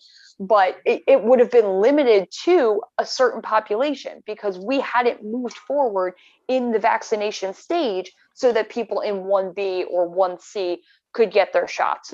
Now it's going to be, as of April 19th, it's a free for all. Anybody can sign up. But Yeah, we're vaccinating 1A by the time opening day came around. So, I didn't agree with it in that regard, that because I know what it would have been like here. It was limited people. So I don't know if New York was, open to everybody. So you New would have York, had it a was chance. opening day was last Thursday, right? Yeah. So as of April 1st, it was like anyone 30 and over could get it Okay. in New York State, but unless you had outlining circumstances. Like, but when I got my first shot, it was still 65 or older. But I gotcha. I had special circumstances, as we've talked about over the years. Right. Yeah, and they didn't really question it. Like, it was like if you were like morbidly obese, if like you had high blood pressure, if you had certain things, and oh yeah, if you had cancer too, Yeah. Like you just had to bring documentation proving your health. Mm-hmm. Like I had to bring I had 3 things from my cancer doctor to bring with me. Just like, I mean, I went overkill. It's like I always do that when I go to things like that. Well, better safe than sorry. Oh, absolutely. Well, it was funny because when I got my license renewed, it was hilarious because I showed up with my passport, my birth certificate, it was 6 or 7 things. It's like the guy's like, dude, you have enough. But like you said, I told him the same thing. It's like I'd rather have you not leave any doubt. Like I have, because you have to do it by reservation. Like it's still to this day in New York State, get your license renewed. Instead of just showing to the DMV, it gets done. You get done in and out a lot faster. But it was just it's like I think as of next week, I think it's anyone 16 and over in New York State. So It's gonna be a free for all. So I'm just thankful to have it done. And like I said, hopefully everyone that I know gets it, won't have side effects. Hopefully the worst thing they get, a lot of people have gotten, is a sore arm. Right. That's right. The fatigue and the I didn't get that. nausea. Those are some of the. No, you didn't get that. I got a sore arm for the first one. Second one, I didn't get a thing. Then again, I did, because I did a very Scott thing, and you say, yeah, that's you. I told you. Did I tell you what I did after after I got my second shot? Is that when you went golfing? Yep. Yep. Because I'm responsible and shit. So it didn't hurt at the time. It was just okay. Then the next day, I'm like, I go to my coworker's my arm doesn't hurt at all. He's like, aren't you getting the shot today? I'm like, no, I got it yesterday. Like, oh. A couple of my friends had 103-degree fever. They went to urgent care or even the hospital. Hey, I'm not feeling good. Yeah. One of my friends had 105. She didn't know if she was gonna make it. That's crazy. Yeah, but she went to urgent care right away, and they got it down to 102. So it's yeah, it sucks, but it's better than 105. Right. Yeah.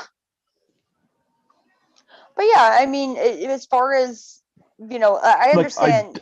I'm definitely planning on going to games. Wanting to be cautious and wanting to do things like that. So, different ballparks are going to have different rules, obviously. And, people are going to go based on their own comfort levels. I know some people that, have said I'm not going to go to a baseball game until my vaccine has fully taken effect. So, as they tell you, I think it's 4 to 6 weeks after you're, that you've done, that you have full, or at least as close to full immunity as you're going to get, as far as this vaccine goes. So some people are, waiting till that point, and that's totally fine. Other people are a little bit more, free with, they're okay, I acknowledge that I don't have my shot yet, and there's other people here that might not have their shots, but I feel comfortable because I'm wearing my mask, they're wearing their mask.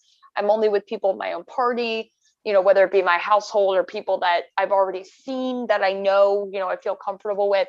Different, and I said that about this pandemic the whole time, that you, as an individual, you have to be willing to meet the person that is the least comfortable. So, Yes. if you have a friend group and there's one of those friends who just simply didn't want to go out during COVID, you have to be willing to accept that. And you shouldn't judge that person just because you did go out. They shouldn't judge you, for not going out just because you did go out. Different people have different comfort levels. So, you have to be willing. If the person says like, hey, I'm willing to come over, but will everybody, everybody wear their mask the whole time? If you want that person to come over, you have to be willing to meet them where they're at, not where you're at. You got to meet the least comfortable person. And I think that's kind of the best way that, we were able to kind of continue living our lives when you think about it, because things like, going to the grocery store, you meet the least comfortable person. You make accessible, things that they can pick up their groceries without having to leave their car. Kind of similar for going to a baseball game. If people are going to go to a game, there's a comfort level there that you're already achieving. But once you get them in the door, you have to do things that make the least comfortable person comfortable. And in turn, you're making everybody safer. So it's the right thing. We're seeing indoor sports, the NBA is welcome fans back. The NHL is welcome fans back. Personally, I feel more comfortable going to an outdoor sporting event, just I because agree. of the full cycling of air, compared to being indoors. But Unless you again, play unless you play in Texas or I'm well, using. Well, I wouldn't go to a game in Texas. I meant more so because in the sense like Globe Life stadiums or dome. I meant like Oh, well, that. yeah, sure. Yeah, but like there's Yeah. certain states that I don't agree with Florida. their, Wait, well, they got almost rules. almost went to WrestleMania. Had a bit of an opportunity there, but ultimately decided that did not want to take that route. I would say wait, and we can just we can burn down Jerryland next year. Yeah, that But sounds like a yeah, plan. yeah. I mean, I get it. Like I said, I mean, I want to if I don't know what the rules in Illinois are, but I'd love to go to a Cubs game. Yeah, I don't know what their number is, but I know that they're probably around the same, actually, that I think the Phillies are at. Well, I mean, the joke though is like the joke. The thing is with the Orioles, how they're saying they'll have half capacity. Yeah, people are saying the same thing about the Marlins.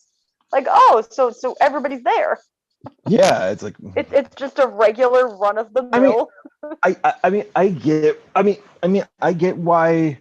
Like I said, I get why people don't want to go to a Marlins game. Not just because it's bad. I mean, God, have you been in South Florida in August?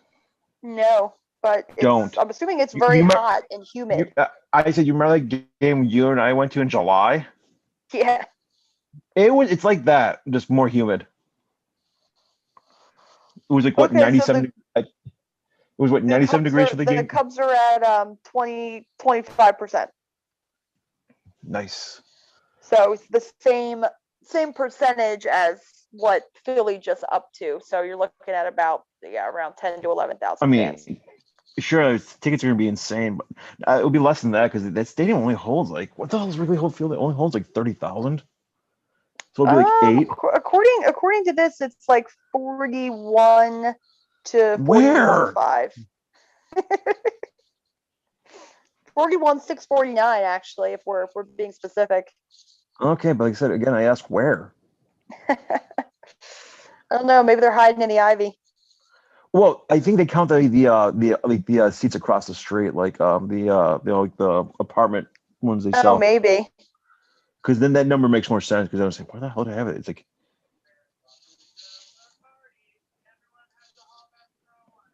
Because Dodgers Stadium holds 56,000. It's the largest stadium in baseball. I figured. It's also one of the oldest too. Think about that. I love that. I'm sorry. I love that stadium. I've never been. Well, it's a little out of the way. Just a little. It's only a 5-hour flight from the coast. Come on now. But like I said, I just have a soft spot for it. It's just my dad was my dad's team, and just I just love. I mean, it's funny that I wore a Kirk Gibson jersey to that game when I went to it, Uh-huh. like right after I saw you, you know. Yeah. And then when I got home, I started scanning in photos because my mom found like, won't you say a mountain, and that's me being generous. Like it's like a way Mhm. more than a mountain. And I found a picture of me with a stupid shit-eating grin when I was like 5 years old, and I'm wearing a Kirk Gibson t-shirt. Oh, that's funny. So it's like so it's fully cathartic to me. Yeah, full circle. Yeah, I mean, I have a picture of my dad and I outside, like right outside Dodger Stadium, and he's smoking in the stadium in '98. It's little things like that. It makes me laugh. The things you could do in stadiums, like you probably don't remember. Like I remember when you could smoke in the Bills games. Yeah, that's true. There are Like definitely things hello, that you can't do anymore. or be sponsored by a cigarette company. But anyway, yeah. So like, yeah. So I mean, it's cool. It's like it's relatively normal, for lack of better words. Like that's what it seems like to me from what you said. Like I said, like the surprise, like surprises, like that guy from Chicago. God, he had a nice like. Did you see that stat? The guy, I'm trying to find the guy's name. He's from the White Sox. He had a nice little start to his career. I didn't see where he ended up. Oh, you talk about the inside the Parker? No, the fact that he started his career. He's a rookie this year. He went 8 for 8 in his first 8 at bats. Jeez. Yeah, it's the first time in Major League Baseball history. That is impressive. That's what I thought. I mean, it's like I'm playing MLB The Show. I mean, Grant, I do. Are you watching Family Guy? I am actually. I can hear it. That's why I asked. I'll mute it. No, that's fine. Oh, actually, no, I lied. It's not Family Guy. It's Bob's Burgers. I definitely tell. Like that's definitely an animated show. You can hear that louder than the baseball game I had on earlier. I think I heard that a little bit, but it was not. It wasn't as loud. Let's But see. yeah, I mean, just ultimately, I'm glad that baseball's back. I'm glad that all the sports are at a point where they can at least allow some level of fans because I it is it's that idea of looking back a year ago, and I was having this conversation with somebody on April 1st, 2020. We didn't know if there was even going to be a baseball season. Like they were right. still so much in the throes of the players association was trying to negotiate with the owners, and it was all just a train wreck, how that all ended up going down. But April 1st, we didn't know if we'd have a baseball season. We didn't know what was going to happen with the rest of the NBA, with the rest of the NHL. Football, of course, people, it was probably never up in the air, but on April 1st, we didn't really It's know because we were yeah. only really like a month into these lockdowns and everything that had started to happen, and the virus really spreading the way that it did.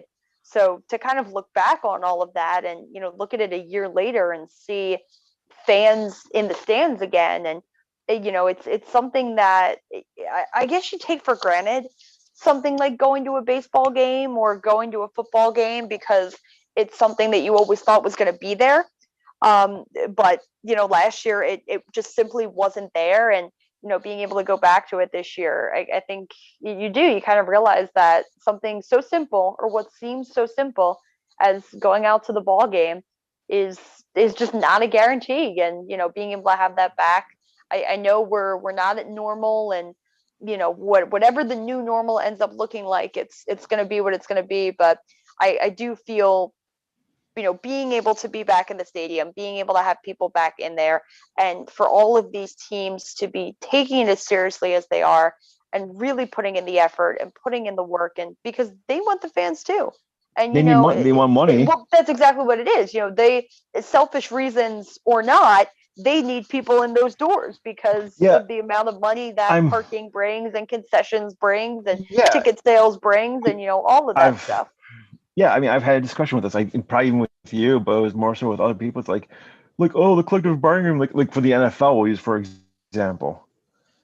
Like, yeah, they still made money last year, but they still lost a lot of money too. That's why they're pitching like, Oh oh, the yeah. salary cap, why did you get cut? I mean, perspective, like until the postseason, you know how much the Bills lost in revenue just from ticket sales and parking? How much? 120 million bucks. Yeah. Yeah, that sounds about But right. that's The like, Eagles were somewhere around that number too.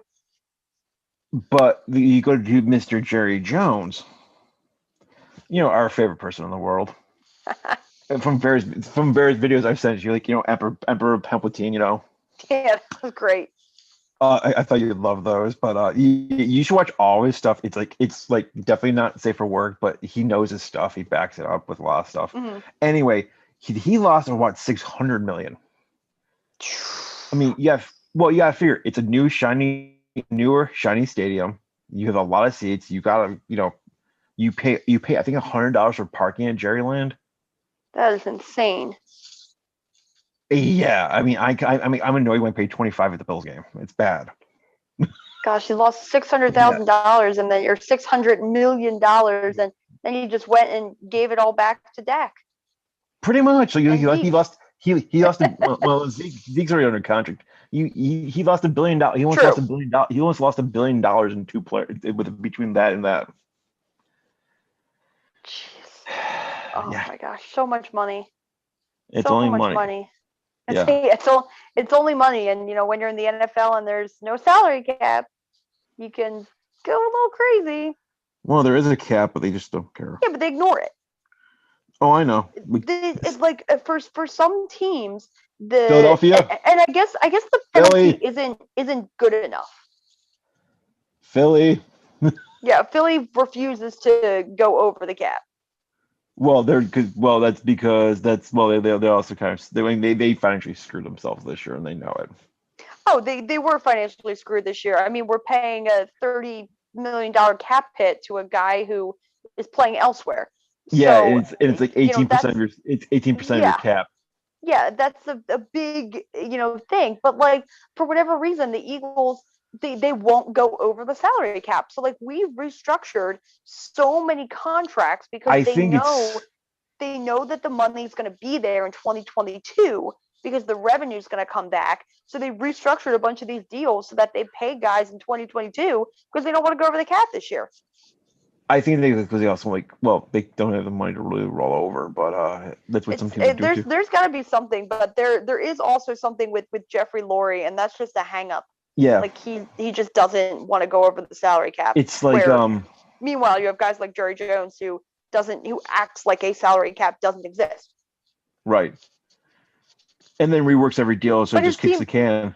But his team is still, going to go 8-8 and lose in the first round of the playoffs. So does it really matter? I'll bet you $100 as he won't go 8-8 this year. No, they'll probably go like 9-7. He can't go 9. He won't go 9-7 either. Oh, that's right, because they added the extra game. Thank you. I had to do it. Yeah, there's been no team in 500 this year. I don't like that. Is it because you don't get a game? I'm an even numbered person. Well, So I think you can't finish at 500. You can literally only finish above or below it. Well, I think they're going to work towards 20 games. I mean, with every game they get rid of on the preseason, they're going to add it to the regular season. That's such a mistake. That's why they're going 3-17. Yeah, it's such a mistake. It honest to God it is. It'll probably end up being one mistake, yeah. Because I mean, we only need 2 games. Have you seen it? So we'll tell every 7th round pick, every 6th round pick, good luck. Yeah, but that was. I guess with the Players Association, that was the only way that they could make an extra game work. Was we don't want this 4th preseason game. Yeah, but it's not even the extra preseason game. It's literally the concept of developing players. Oh yeah, there's no doubt about it. But hey, you don't make that kind of money from a preseason game. Bills fans show for preseason games. I guarantee that one preseason game will be probably sold out in Buffalo. But like you can charge less money for preseason games. I don't know how the Bills do it, but like I know the Eagles charge less money for preseason games. Oh, the Bills charge face value. So you charge the same for the preseason as they charge for the regular season. Yep. Huh. Interesting. But I always buy a pair of secondhand tickets for friends and all that too. So if they want to come with me, I'm not gonna screw them out. It was pretty cool. One year we had the whole row I sit. We actually had the whole row. It was kind of nice. Granted, it was 6 seats, but or 8 seats, but we bought the whole row because like second, like wait, I had my 2 seats for my season tickets. Then we had like about the 2 seats next to me and the four next to me on the other side, and it was like excuse me, it was like $150 for like the whole row. So like I had my mom, my dad, my friend, his girlfriend, like my friend I had season tickets with. It was like we had like the whole row. It was probably kind of cool. So we all knew each other. It was fun. Yeah, that's awesome. Yeah, I mean it was, like I said, it only cost like $150. It was kind of nice. Let's see what else. I mean, we'll get to the trades in 1 second. I'm watching like one of the clips from the Hall of Fame. They did like the legacy inductees for the class of 2020 because they're doing 2020 and 2021 tomorrow, right? Yeah, I believe But so. it kind of sucks who they put in as like the legacies this year. Well, at least 3 of them. And one of them I thought it was already in the Hall of Fame. Well, who was that? Ray the Crippler Stevens. I could have sworn he was in. Like they put him in like the '90s bunch and all that. But they also put like Gary Hart in the person they should put in. I think they only did it. I think they did it to do a jab at Jim Ross. They put Dr. Death Steve Williams as in as a legacy. Because I'm sorry, that guy should get his own like induction. Yeah, I mean that's kind of how it works though when it's posthumous. But they put like Rick Rude in like normally. Like they usually put like one token dead person a year. It's just how it works. Oh, that's right. I forgot that they didn't do Rick Rude in the legacy section. Yeah, I mean, because he was like, I mean, the guy was like Dr. Death. I mean, put him in normal. I mean, the guys like had an impact. Like, I mean, yeah, he was big. Yeah, big in Japan, NWA, and you have that whole tape library of like all the NWA stuff and WCW stuff. Like, I guarantee you, I'm surprised Phil hasn't texted me something, or he probably just doesn't care. Because he'd say something about it. I can guarantee it. Yeah, that's all. I'll probably watch the Hall of Fame. Like the NWO went in. I saw a clip. Like I didn't listen to it yet. I'll listen to it after we get off the air. And the last thing we got is like, so you hear about any fun trades in the NFL this offseason? Oh my gosh. You've been literally 3 hours into this podcast and we're on the NFL, which is a topic that literally we could dedicate a whole show to. Oh my gosh. I mean, we're going to dedicate a whole long time in like a couple weeks, like isn't 23 days from today? For the draft? Yep. We're gonna be on air for like I'm probably gonna go like sneak on and probably about 6. Like you can join like at 7. That's fine. Yeah, I mean, I'm asking every writer I know between Fansided and Rant Sports and like Last Word on Sports, like any like writer I trust to cover like every team. Like I want to get like everyone on. Yeah, no, I mean that's the only way that you can do it because there's so many of the off-season moves are going to impact what happens on draft day. I mean, beyond the quarterback situation, which we kind of all knew how that was going to develop anyway. There's so many variables. The Eagles have the most picks of any team, so we'll see. How many do they have? 11 picks, which means 11 chances to screw it up. No, that's the Jets' job. Don't worry. They got 21 picks in the next 2 years. My boss and I were talking as I was leaving work today. He's like, "Did you hear what the Jets did?" I'm like, "Yeah, it's insane. It's like that little." Like, I'm like, "Yeah, it was crazy." Yeah, that's gonna be insane. We'll talk about it first. Like Sam Darnold to the Carolina Panthers for a 6 this year and a 2 and 4 next year. That's it. Yeah. I'm sorry, Carolina. I mean, most people are going, "Oh yeah, the Jets got a great deal because they got 3 picks." I'm like, dude, they didn't get a first round pick for a quarterback. Right, and given the fact that a lot of people think that and there's still the 5th year option is better.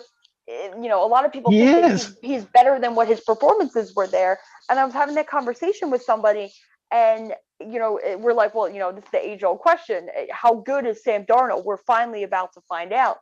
And the other person was like, yeah, he's like, because the difference is Carolina doesn't have Adam Gase. Well, Gase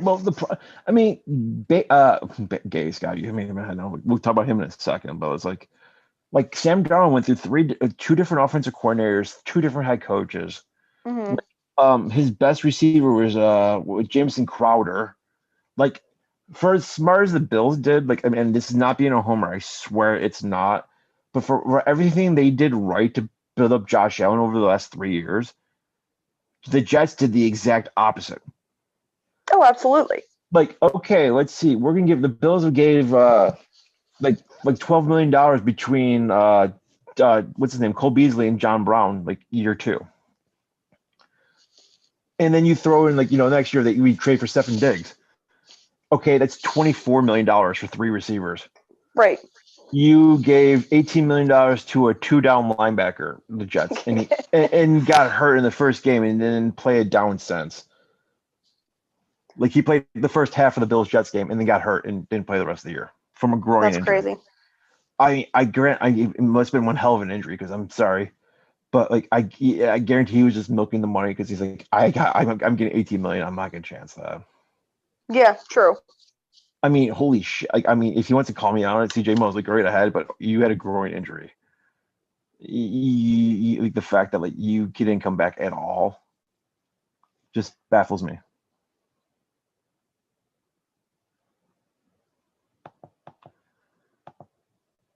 You there? Yep. Oh, okay. I heard something drop. I thought that was like you mean like your call dropped like old times. Oh no, that was my fork. Oh, okay, that's all good. Yeah, I feared because no, we won't mention that. But okay, but I was like, yeah. So it's like the Jets, like, okay, you're gonna take another quarterback, and by all accounts, yeah, you're getting a good quarterback. He's not bad, but I think Sam Darnold's still better than him. And like, I'm sorry, but like BYU does not create if it is what the hell's his name, Zach Wilson.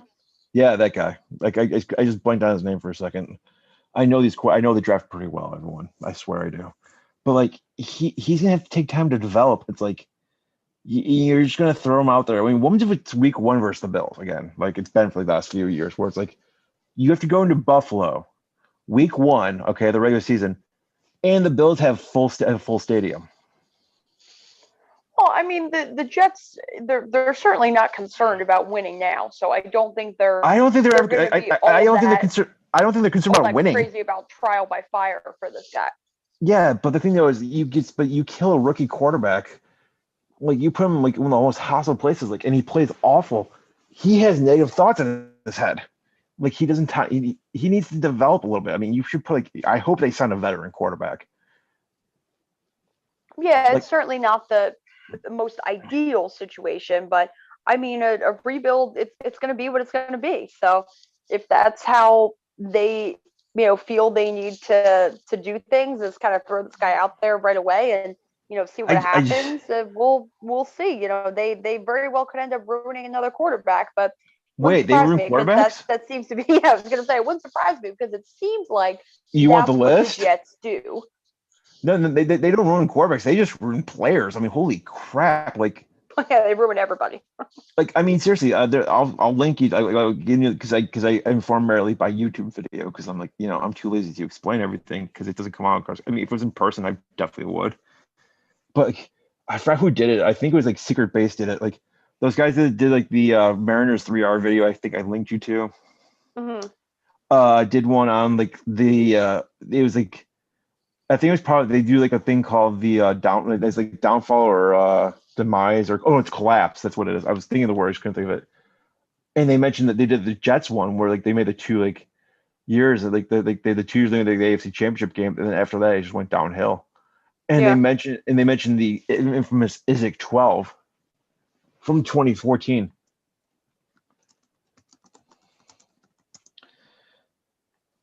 I mean, like. Yeah, they call it the Isaac 12 because they had 12 draft picks this year, okay? Mm-hmm. And let's just say they weren't good. Like, I mean, here's the draft they had. Could you imagine if any team had 12 picks and they screwed up all 12? Yes. Yeah. Yeah, you took Calvin Pryor first, Jason Morrow, Dexter McGoogle, Jalen Sanders, who I think it was one of these guys. I think it was Jalen Sanders, who's a 4th round pick. Shaquille Evans, also 4th round. These were both receivers. I think one of them Yeah, the Jalen Saunders didn't even make the final 53 as a rookie. Jeez. He's a 4th-round pick. Like, I'm sorry, what? Yeah, like these guys, four of the 12 didn't even make the final roster. Yeah, it's Yeah, just that's like crazy. that's bad. And then of course, Jason Morrow, great guy, just can't. He was a glorified slot receiver who couldn't block to save his life. As a 2nd-round pick tight end, he had 41 catches for 404 yards and 2 touchdowns. Wow. That is not good. Yeah, I mean, yet he's like Penn, like he was six, almost 6'6", he was 270, ran a 4.7 40. I mean, guy had it all, just couldn't block. But yeah, it's like they call it it's like 12 because it was 12 draft picks, and if you want, and they make fun like they say like if you want to use it as a sentence, it's like Jesus says like how do you fuck up 12 draft picks? And that's the year Rex Ryan wanted he actually wanted a certain receiver in that draft class and didn't get it because Izek didn't want to trade up. John Izek didn't want to trade up. You know who that receiver was he wanted? What year was the draft? 2014.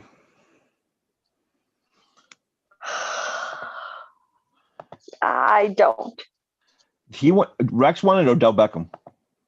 Oh, okay. Yeah, that would have been Like that it would would have cost. worked out a little bit better for them. Yeah, I would say Kevin Pryor. You could have had they had 3. What the? Okay, I was gonna say like you could trade he got picked at like 12, like 10 or 11 or something like that. From 18, you could have given him like a 4th, and you probably could have gotten it. Like a 4th in your pick 18 to go up to like 11 and get him. Yeah. Cost you so much money. Like you're the best player. I mean, the only player that like was actually a decent star for your team was Quincy Enunwa, and he was picked in the 6th round. Everyone else, yeah.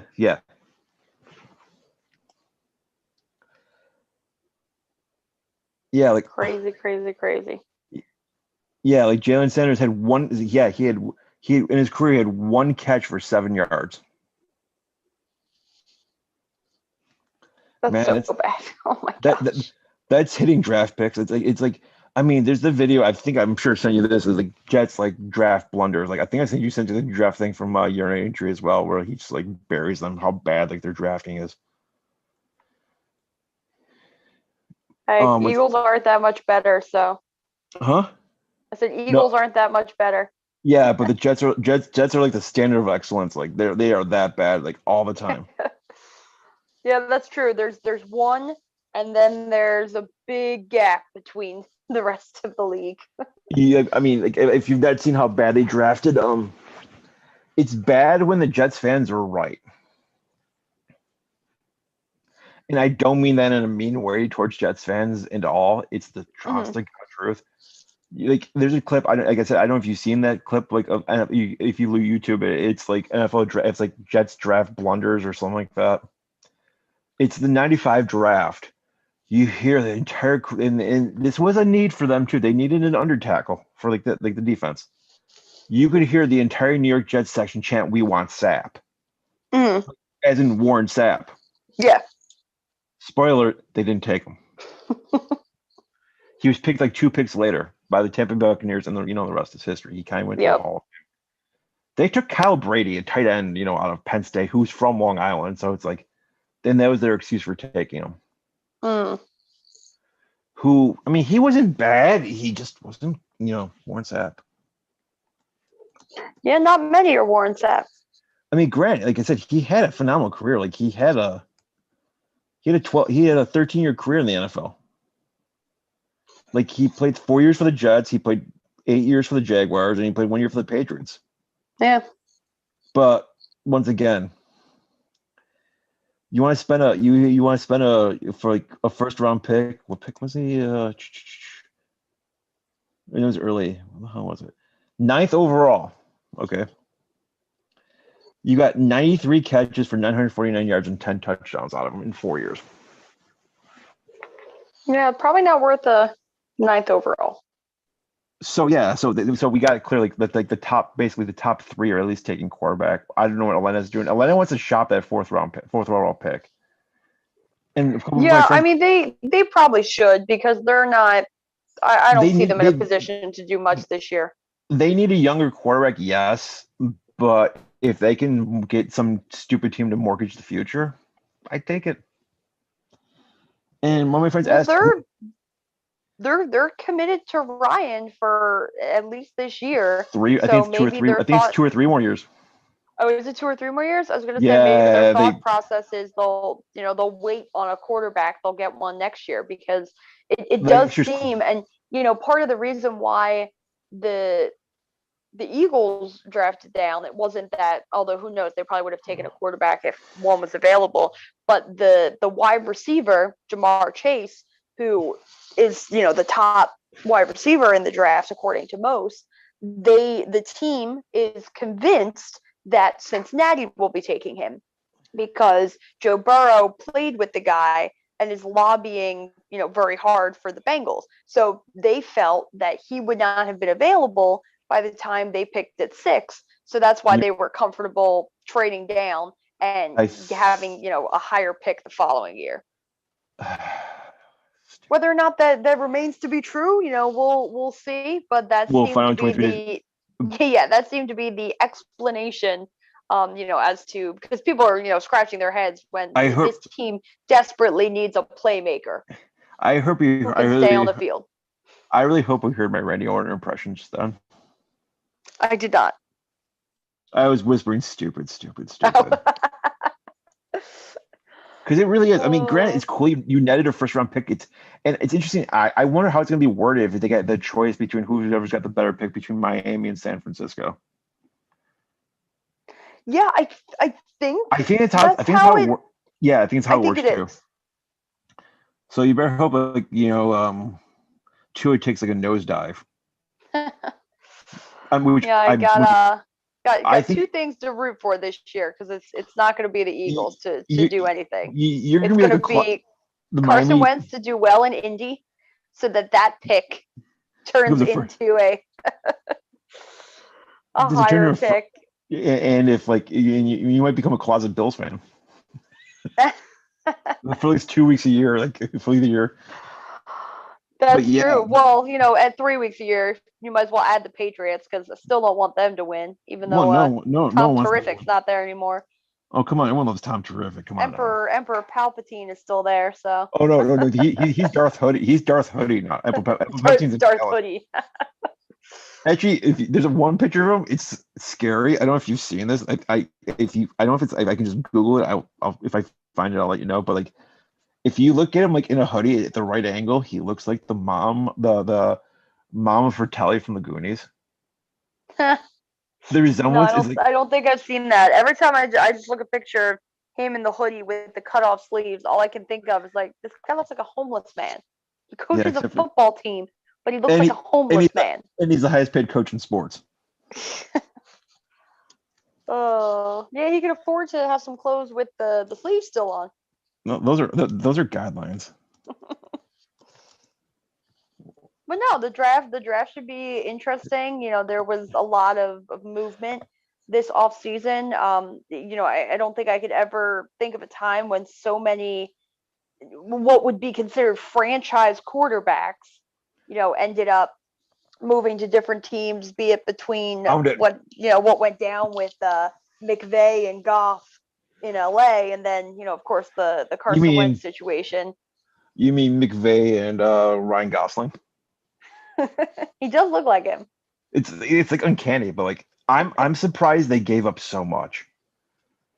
I think the situation had gotten so bad that it was kind of like they didn't have a choice, because I look at the Carson Wentz situation the same way, where we did not have to trade him. We could have kept him. We could have left him on the bench. He was going to be a cap hit wherever he was. So we could have left him on the bench, let him be miserable. We didn't have to trade him. I would have honestly kept him and deactivated him every week just to prove a point. I would have preferred that we kept him, mostly because we're paying this man. We're still paying him no matter where he goes. We're now paying him to play somewhere else.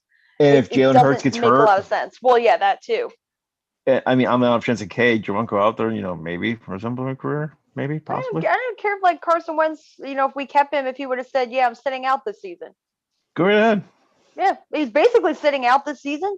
We're paying him to play somewhere else. Yeah, if you set out So the year, I would be like, okay, we're not paying you. yeah. So I mean, I would have. I certainly think that whole situation could have been handled better. There were a lot of various things that came out afterwards, kind of describing where the relationship went wrong, and how Wentz's team felt that Howie Roseman didn't give it. It wasn't just a this year kind of situation. What seemed to be revealed was this was more of the straw that broke the camel's back than it was the only reason why he was unhappy and wanted out. So we'll see what happens. Gotta root for him to do well in Indy at least 1 year, and see what happens after that. We'll see how I feel, how generous I feel after that. Sorry, I was laughing because apparently something happened in the Mets game. If you mean the Phillies lost. Yeah, but yes, but it's funny because what someone fan yelled at Pete Alonso. Oh, I did not hear that. Quote, "Hey Pete, the over under is 9," and he crushed a home run. That's pretty funny. Oh, live mics, you don't ever disappoint ever. Especially with like over unders 9. The game. What was that? Was the total line, right? Yeah. Yeah, I think the game ended 8-3. Sorry, that the gambler and me and like Nick Schwartz would have like a good laugh at that. But it's like I saw that, I'm like that's awesome. I'm sorry. I mean, sorry your Phillies lost, but that's funny as hell. Hey, it's first loss of the season. We weren't going to win all 162. Well, then you're not trying. But so yeah, it's like if any team's dumb enough to trade up with Atlanta, I'm gonna say Dallas is. I think Jerry Jones is vain enough. You really think so? Oh, for Kyle Pitts to get that tight end out of Florida? Oh, that's true. I mean, throw a monkey wrench in the entire draft. Go, hey, Atlanta, you can have our first round pick next year. We kind of screwed you over during the regular season last year. Here's your repayment. Gosh, imagine them having Pitts and Cooper and Zeke. You'd have they're gonna have a good team. That will go 9-7 and lose in the first round of the playoffs. Yes. No, dang it! I messed it up again. Yeah, 9-8. 9-8. They'll go 10-7. Nope, 9-8. 9-8 wins the division. By the way, that home run was in the top of the 9th, by the way. What, Pete Alonso's? Yeah. Yeah, it was 6-2, and then he hit the home run, and then the Phillies scored either 1 or 2 in the bottom 9. I think it was 1. I think the final was 8-3. That's funny. Nationals got their first win today. Well, it's their first game, right? I know, but they played without a bunch of people, and they still beat the Braves. Oh, Atlanta, man. Atlanta's just surprising. They haven't won a game either, right? Nope. Because they got swept by the Phillies, and they lost to. Who did they play yesterday? They lost to, or maybe no, they didn't play yesterday because the National Series got moved. Yeah, no. Up until the Mets winning today, only the Marlins and the Phillies had wins in that division. Oh, geez. Yep, Phillies were 4-1. Marlins were 1-3. And then there's the Boston Red Sox, who were just the worst team in baseball. Are they still winless? I'm pretty sure about that. I don't think they're going to end up the worst team in baseball. I think them in Detroit and Colorado are going to be in a nice little race there. Oh, and Pittsburgh. Can't forget about Pittsburgh.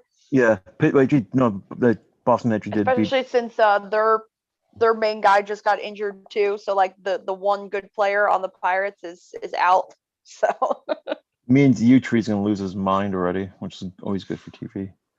Yeah, actually Boston's 2-3. Oh, look at that. Yeah, I think they've beat the Rays twice. Yeah, Tampa's not gonna be good this year. Well, I still don't get why they traded Snell away. They didn't have a choice. Yeah, they did. Nope. After Cashman pulled him in that World Series game, Blake Snell was not going to be happy if he stayed in Tampa Bay. They had 4,000 people at the game tonight, by the way. I don't know what the minimum number is. In Fenway. 4,000 in Florida? No, it's in Boston. Oh, in Boston. Oh yeah, I don't know what Massachusetts is allowing versus the city. Looks like it's about 10, I think it's like 15%. So they could have had more than 4,000. Well, not much more because it only holds 37,000. Fenway's tiny. Fenway only holds 37,000?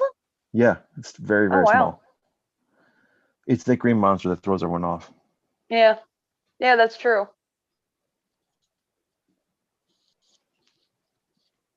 But yeah, to the draft, like those trades, like I just remember watching, like holy cow, Miami's trading back. They're like rearming, like no tomorrow. Then like 5 minutes later, that trade with Philadelphia happened. I'm like, what? Yeah, there was a lot of craziness going on, and you're starting to see teams that definitely are acknowledging, they're not going to compete, so they're making the moves for the future, and it should be interesting. There's still a lot of good teams in the NFL, and we gotta still deal with Tampa Bay having Tom Brady, and guy goes out and wins another title, and just not a feel good story, And they kept all 22 starters. Yep. Yeah, pretty rare for that to happen. Well, again, it helps having Tom Brady as your quarterback. Oh yeah. Nobody wants to go anywhere. I just don't get one thing. I just don't get why people like Peyton Manning or any other elite quarterbacks like, yeah, I want you to bring they have like receivers like, yeah, I would love to catch a touchdown pass from like Manning, for example. Yeah.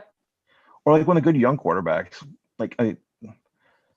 we'll say like someone like Patrick Mahomes, like saying like, yeah, I'll take $2 million to catch balls from Mahomes, sure. Right. Yeah. Look at the inverse of that. Freaking Le'Veon Bell went to the Jets. He chose the Jets, not because they were going to be good. He chose them for the money. So if there's teams out there that are willing to throw a bunch of money at you to suck, then sure, you could go play for them. Or you take less money and you give yourself a chance to win a championship because you're playing with a guy who has won 6 of them? 7 of them? Yeah. Yeah. So you saw the picture, didn't you? I did. I laughed. Hilarious. It's uncanny. It really is to me. But yeah. Like I said, the draft in 23 days is going to be really interesting. I think it's going to be like, like the first 4 picks are going to be predictable as hell. It just matter which quarterback's going where. But after that, it's going to be a free for all. Yeah, I definitely think Lawrence is going. I definitely think Lawrence is going to Jacksonville. I don't foresee there being any sort, barring a crazy development within the next 3 weeks. And hey, it could happen. Crazy developments happen all the time. Look at what's going on with Deshaun Watson. Who would have thought that guy would end up having some 20 sexual assault allegations against him that 22. Everyone's now weeding through. I think even if there was like 10 against him, I think the Jaguars would still take him first. Probably. Because he's just that good. Somebody who was the one who came out of college that had not necessarily assault allegations, but the one who oh my gosh, I can't remember. They stood on the table in the cafeteria and said F him in the P. Oh God. Who was that? I do remember that. I'm trying to remember who. God, it was. There's plenty of like stupid shit like that. Like look at Laremy Tunsil, who's supposed to be a number 1 pick, and then someone released the video of him like smoking a bong with a gas mask on. Yeah. So I mean, all it And that takes is any sort of crazy development in the next 3 weeks, and we could see a change. But yeah, I don't. I think Jacksonville's definitely taking Lawrence. Whether Fields goes second or Wilson goes second, it's probably going to be Fields, but I who think it's knows? Wilson. I You think it's really Wilson? do. Yeah, I think he's more polished, and like I mean, although like taking Fields is like, I think it's more of a risk. But it's the Jets we're talking about. So they're taking there's so they can take Penei Sewell, like the offensive tackle out of Oregon. So they are going to make the wrong decision. They're going to pick the less I, polished quarterback. I would, No, I would, if it was any other team, honestly, I would think Wilson. But just because of yes. it being the Jets, it wouldn't surprise me if they went Although with if the little bit of the riskier pick. I would take, I mean, as much as I take taking the offensive tackle out of Oregon, I would take him in a heartbeat. But this is Overtaking a obviously quarterback. if you didn't trade Sam Darnold away, yes. Hmm. Because you'd have because I mean the guy's getting Orlando Pace comparisons, and I'm like, I would take Orlando Pace comparisons. Yeah, that's true. You would have the bookends for the next 10, 15 years, and your quarterback would be vertical your quarterback wouldn't be touched. Yeah, you would allow Sam Darnold to do what he supposedly does best. What, see ghosts? So you only see one ghost? Let's see. Yeah, but like I said, I think San Fran takes Fields. It's either Fields or Trey Lance because they're gonna be like they want their Josh Allen. Yeah. Josh Allen's gonna like indirectly impact a lot of this draft. Like we're like, hey, I'd rather have an athlete and hey, I can teach him to throw the ball.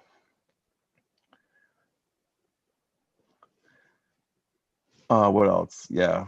Like I said, I'm just happy the Bills are picking way late, to be totally honest with you. Yeah. Just because it's like they're not picking top 10. I don't have to stress about that. Yeah, that's true. Anything like towards the later end of the draft, it's even if you pick somebody where it's like, like this is kind of a reach, it's not as bad as if you reach on somebody you're picking in the top 10 or Not even that top 15. Not that a team would ever do that. No, ever. Not that a team would take little tiny itty bitty Jalen Rager when Justin Jefferson was still on the board. No, that would never happen. Not better at all. I mean, Justin Jefferson filled the Stephen Diggs void very nicely, but he's not Stephen Diggs. He would have been the best receiver on this team. You know, the funny thing. Well, the thing was like I think the Bills were really looking at whatever the Bills picked last year before they traded the pick away. I think it's 21. They considered Jefferson, but like, yeah, we can get Diggs.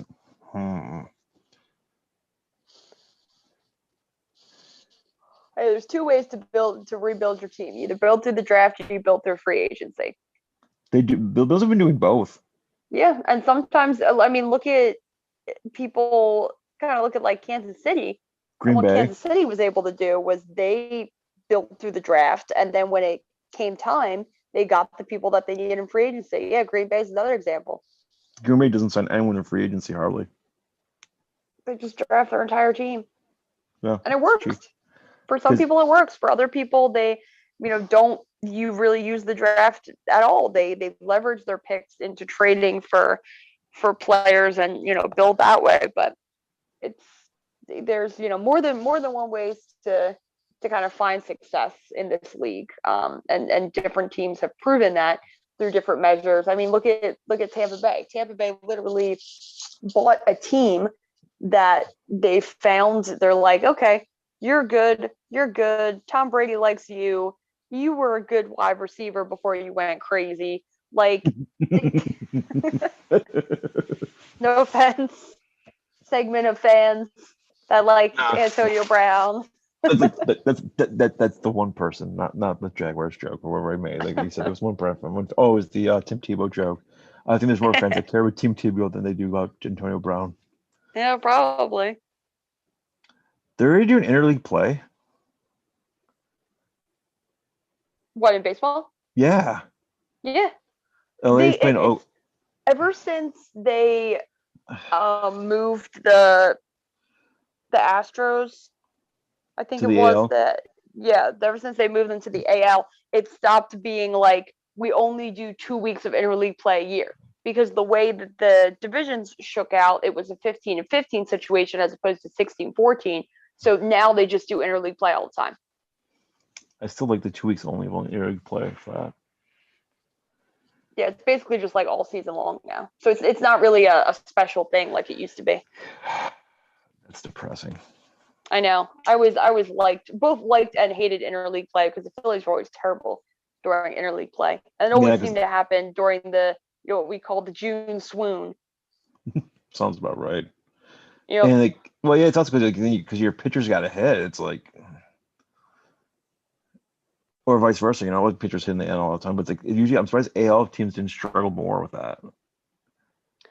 Yeah, it's interesting, kind of looking at how that works out. I mean, pitchers aren't the greatest hitters to begin with. It's very rare when you have situations where a pitcher hitting we all came to Shohei the game.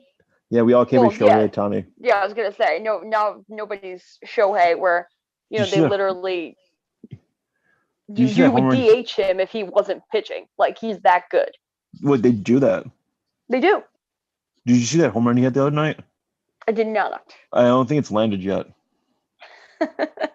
I did hear, though, in that game he hit I don't think it was the longest home run, but the fastest velocity. Yeah. Like the home run went off the bat with fastest velocity, and in the same game 115.2.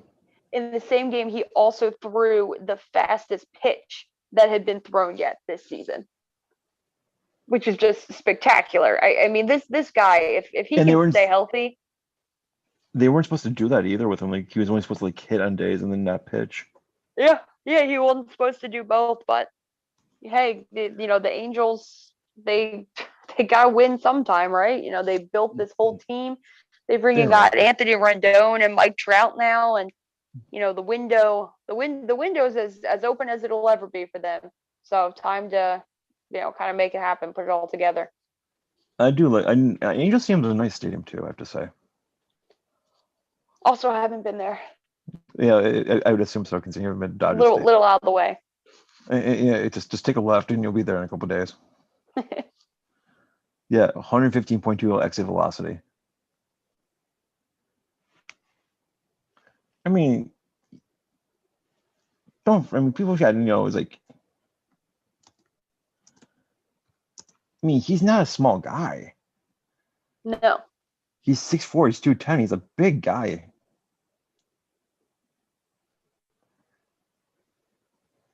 Did you watch? I just sent you the link to the video of him crushing the ball. Yeah, that's, my gosh.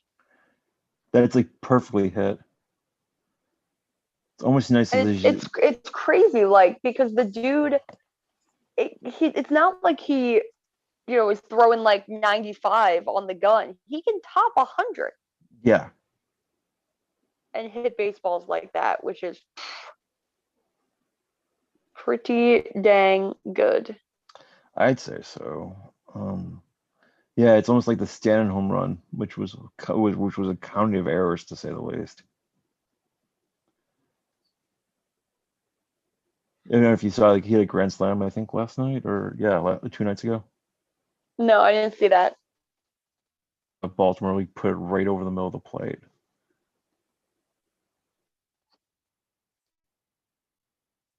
Don't do that to a power hitter.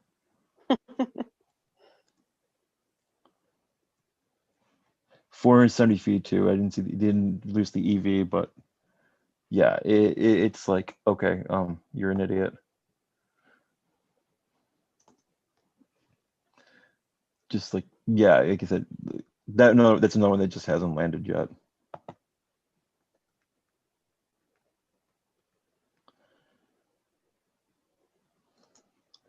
I would say it's back and definitely not playable. I mean, God, it's like watching me play the show. I mean, I've messed around with that game too much. Like, I think I had some like 130 home runs in my rookie year. Jeez. It was like 103 home runs and like 225 RBIs or something like that, and have like an 80 game hitting streak in the mix, just because why not? Yeah, but that's about it. Like, I got nothing else for you this week. If you got anything you want to add? I mean, I know it's past midnight and we've been talking No, I since mean, God, 3.5 hours. three plus hours later, I would certainly like to think that we covered everything. Knowing us, we probably didn't. Hey, that's the beauty of sports. There's always something to talk about. That's true. So the Rockies, Ryan McMahon hit 3 home runs tonight. Nice. Let's see anything else. Yeah, we covered the Sabres winning, which is amazing. That's about it.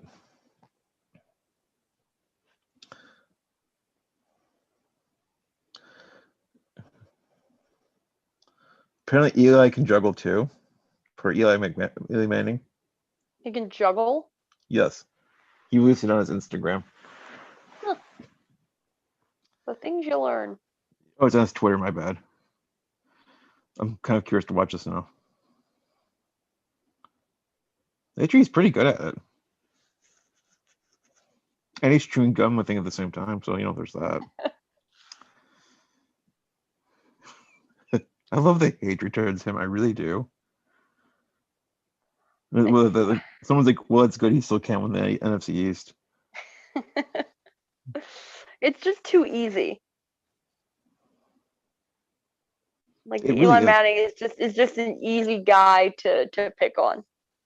Especially if you're a Chargers fan. Yeah, oh boy. Oh yeah, the dude came into the league like basically like being an asshole. I think that was more Archie going like, yeah, he's not playing in San Diego. I mean, it kind of worked out for both of them if you think about it. San Diego got pretty darn good quarterback in Phillip Rivers, and You know who New they got York, the net, and you know who like they got the. yeah, okay, New York won the 2 Super Bowls and the Chargers didn't win any, but You know you can't entirely credit Eli Manning for that. and they netted a first round pick out, and you know who that first round pick was? Who was that? Sean Merriman. There you go. Kind of worth Yeah, the price of admission. Get I was Mr. gonna say Lights Out himself. Phil Rivers is the greatest I'll go on record and say Phil Rivers is the greatest quarterback in the NFL never to play in a Super Bowl in the Super Bowl era. You would say even better than Dan Marino? That's never been to a Super Bowl. Oh, I thought you said won a Super Bowl. No, okay. no, definitely Marino's that. Yeah. That's just because he was an Ace Ventura, and that's all you need to know.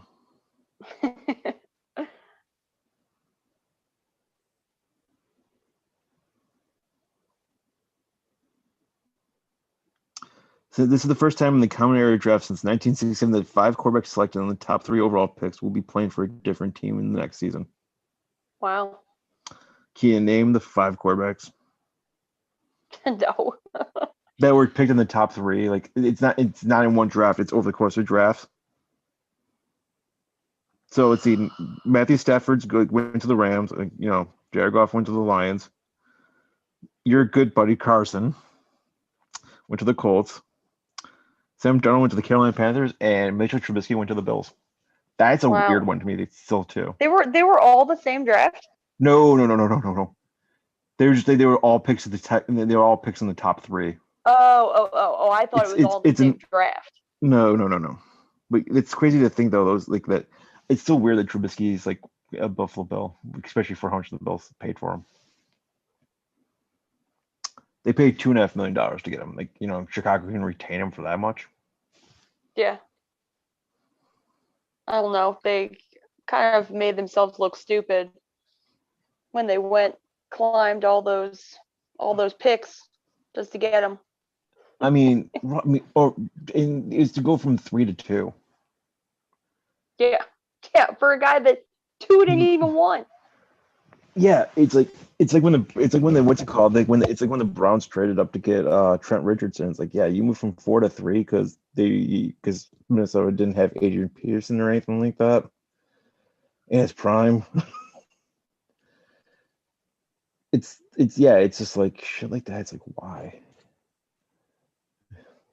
It just frustrates me. It's like, why would you do a stupid trade up like that? Like for one spot when you know the team ahead of you doesn't need that position. what else?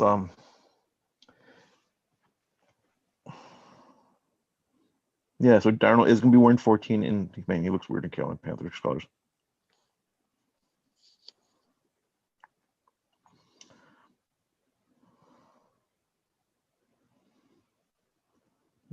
That's about that's about all I got. Like, it's just gonna be like, we'll definitely have a few shows before the trade or before the draft, rather. Yeah, no, we Especially, definitely covered a lot. I'd say so. I mean, we even covered women's sports on here. Go us. I mean, we'll definitely have to do like we'll have to definitely do a recap of Takeover and Mania. Unlike the NCAA, we are interested in equality. I'm 100% interested in, like, I really am, and that's not me being like a bullshit artist right now. I think it's ludicrous.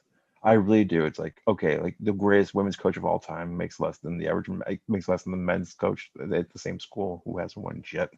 Yeah. Someone's inherently wrong. Hey, like I said, progress is a ladder. Yeah, that's true. Gotta climb up those small rungs. You know, and sometimes you get stuck there. Sometimes you can't advance right away, but ultimately the goal is, you know, as long as you're going up and you're not headed down, you know, you're in the right direction, and hopefully things will continue to improve for the better, you know, not just in sports, but in the world in general. I mean, come on, we got a woman vice president now. I mean, yeah, a huge glass ceiling was broken. Yeah, it still pisses me off about that whole thing, though. I mean, What do you mean? The fact that it's our first person like in like the executive branch. It's a woman, really. Pakistan's had a woman president before us. Fucking Pakistan. Oh yeah. Who, women to say they're second class citizens is probably an understatement in the Middle East and like in the Arab speaking world. Yeah, definitely took longer than it probably should have. But I mean, hey, we can't dwell on the past.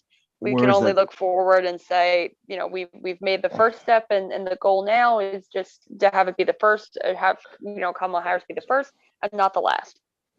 No, I hope so. Like I said, that's about it. Well, like I said, we'll probably reconvene probably like Monday or Tuesday. Well, probably Tuesday next week. We'll do another show next week. Yeah, sounds good. Gives me time to like get you watch Takeover and WrestleMania and not sleep ever again. Yeah, that's a lot of. I'm certainly not going to be able to watch it all this weekend, so I'll need the extra day or so catch up. Yeah, same. But it was fun. We'll do it again soon. Yep, sounds good. Hope all of these many listeners, you know, the ones that we didn't offend, who won't come back next week. It's just so we can. I hope they enjoyed our banter. That's just so we offend them next week. Yeah, that's true. All right. Like I said, I'll talk to you soon. Yep. Take care. Have a good night. Yep. You too. Bye. Bye.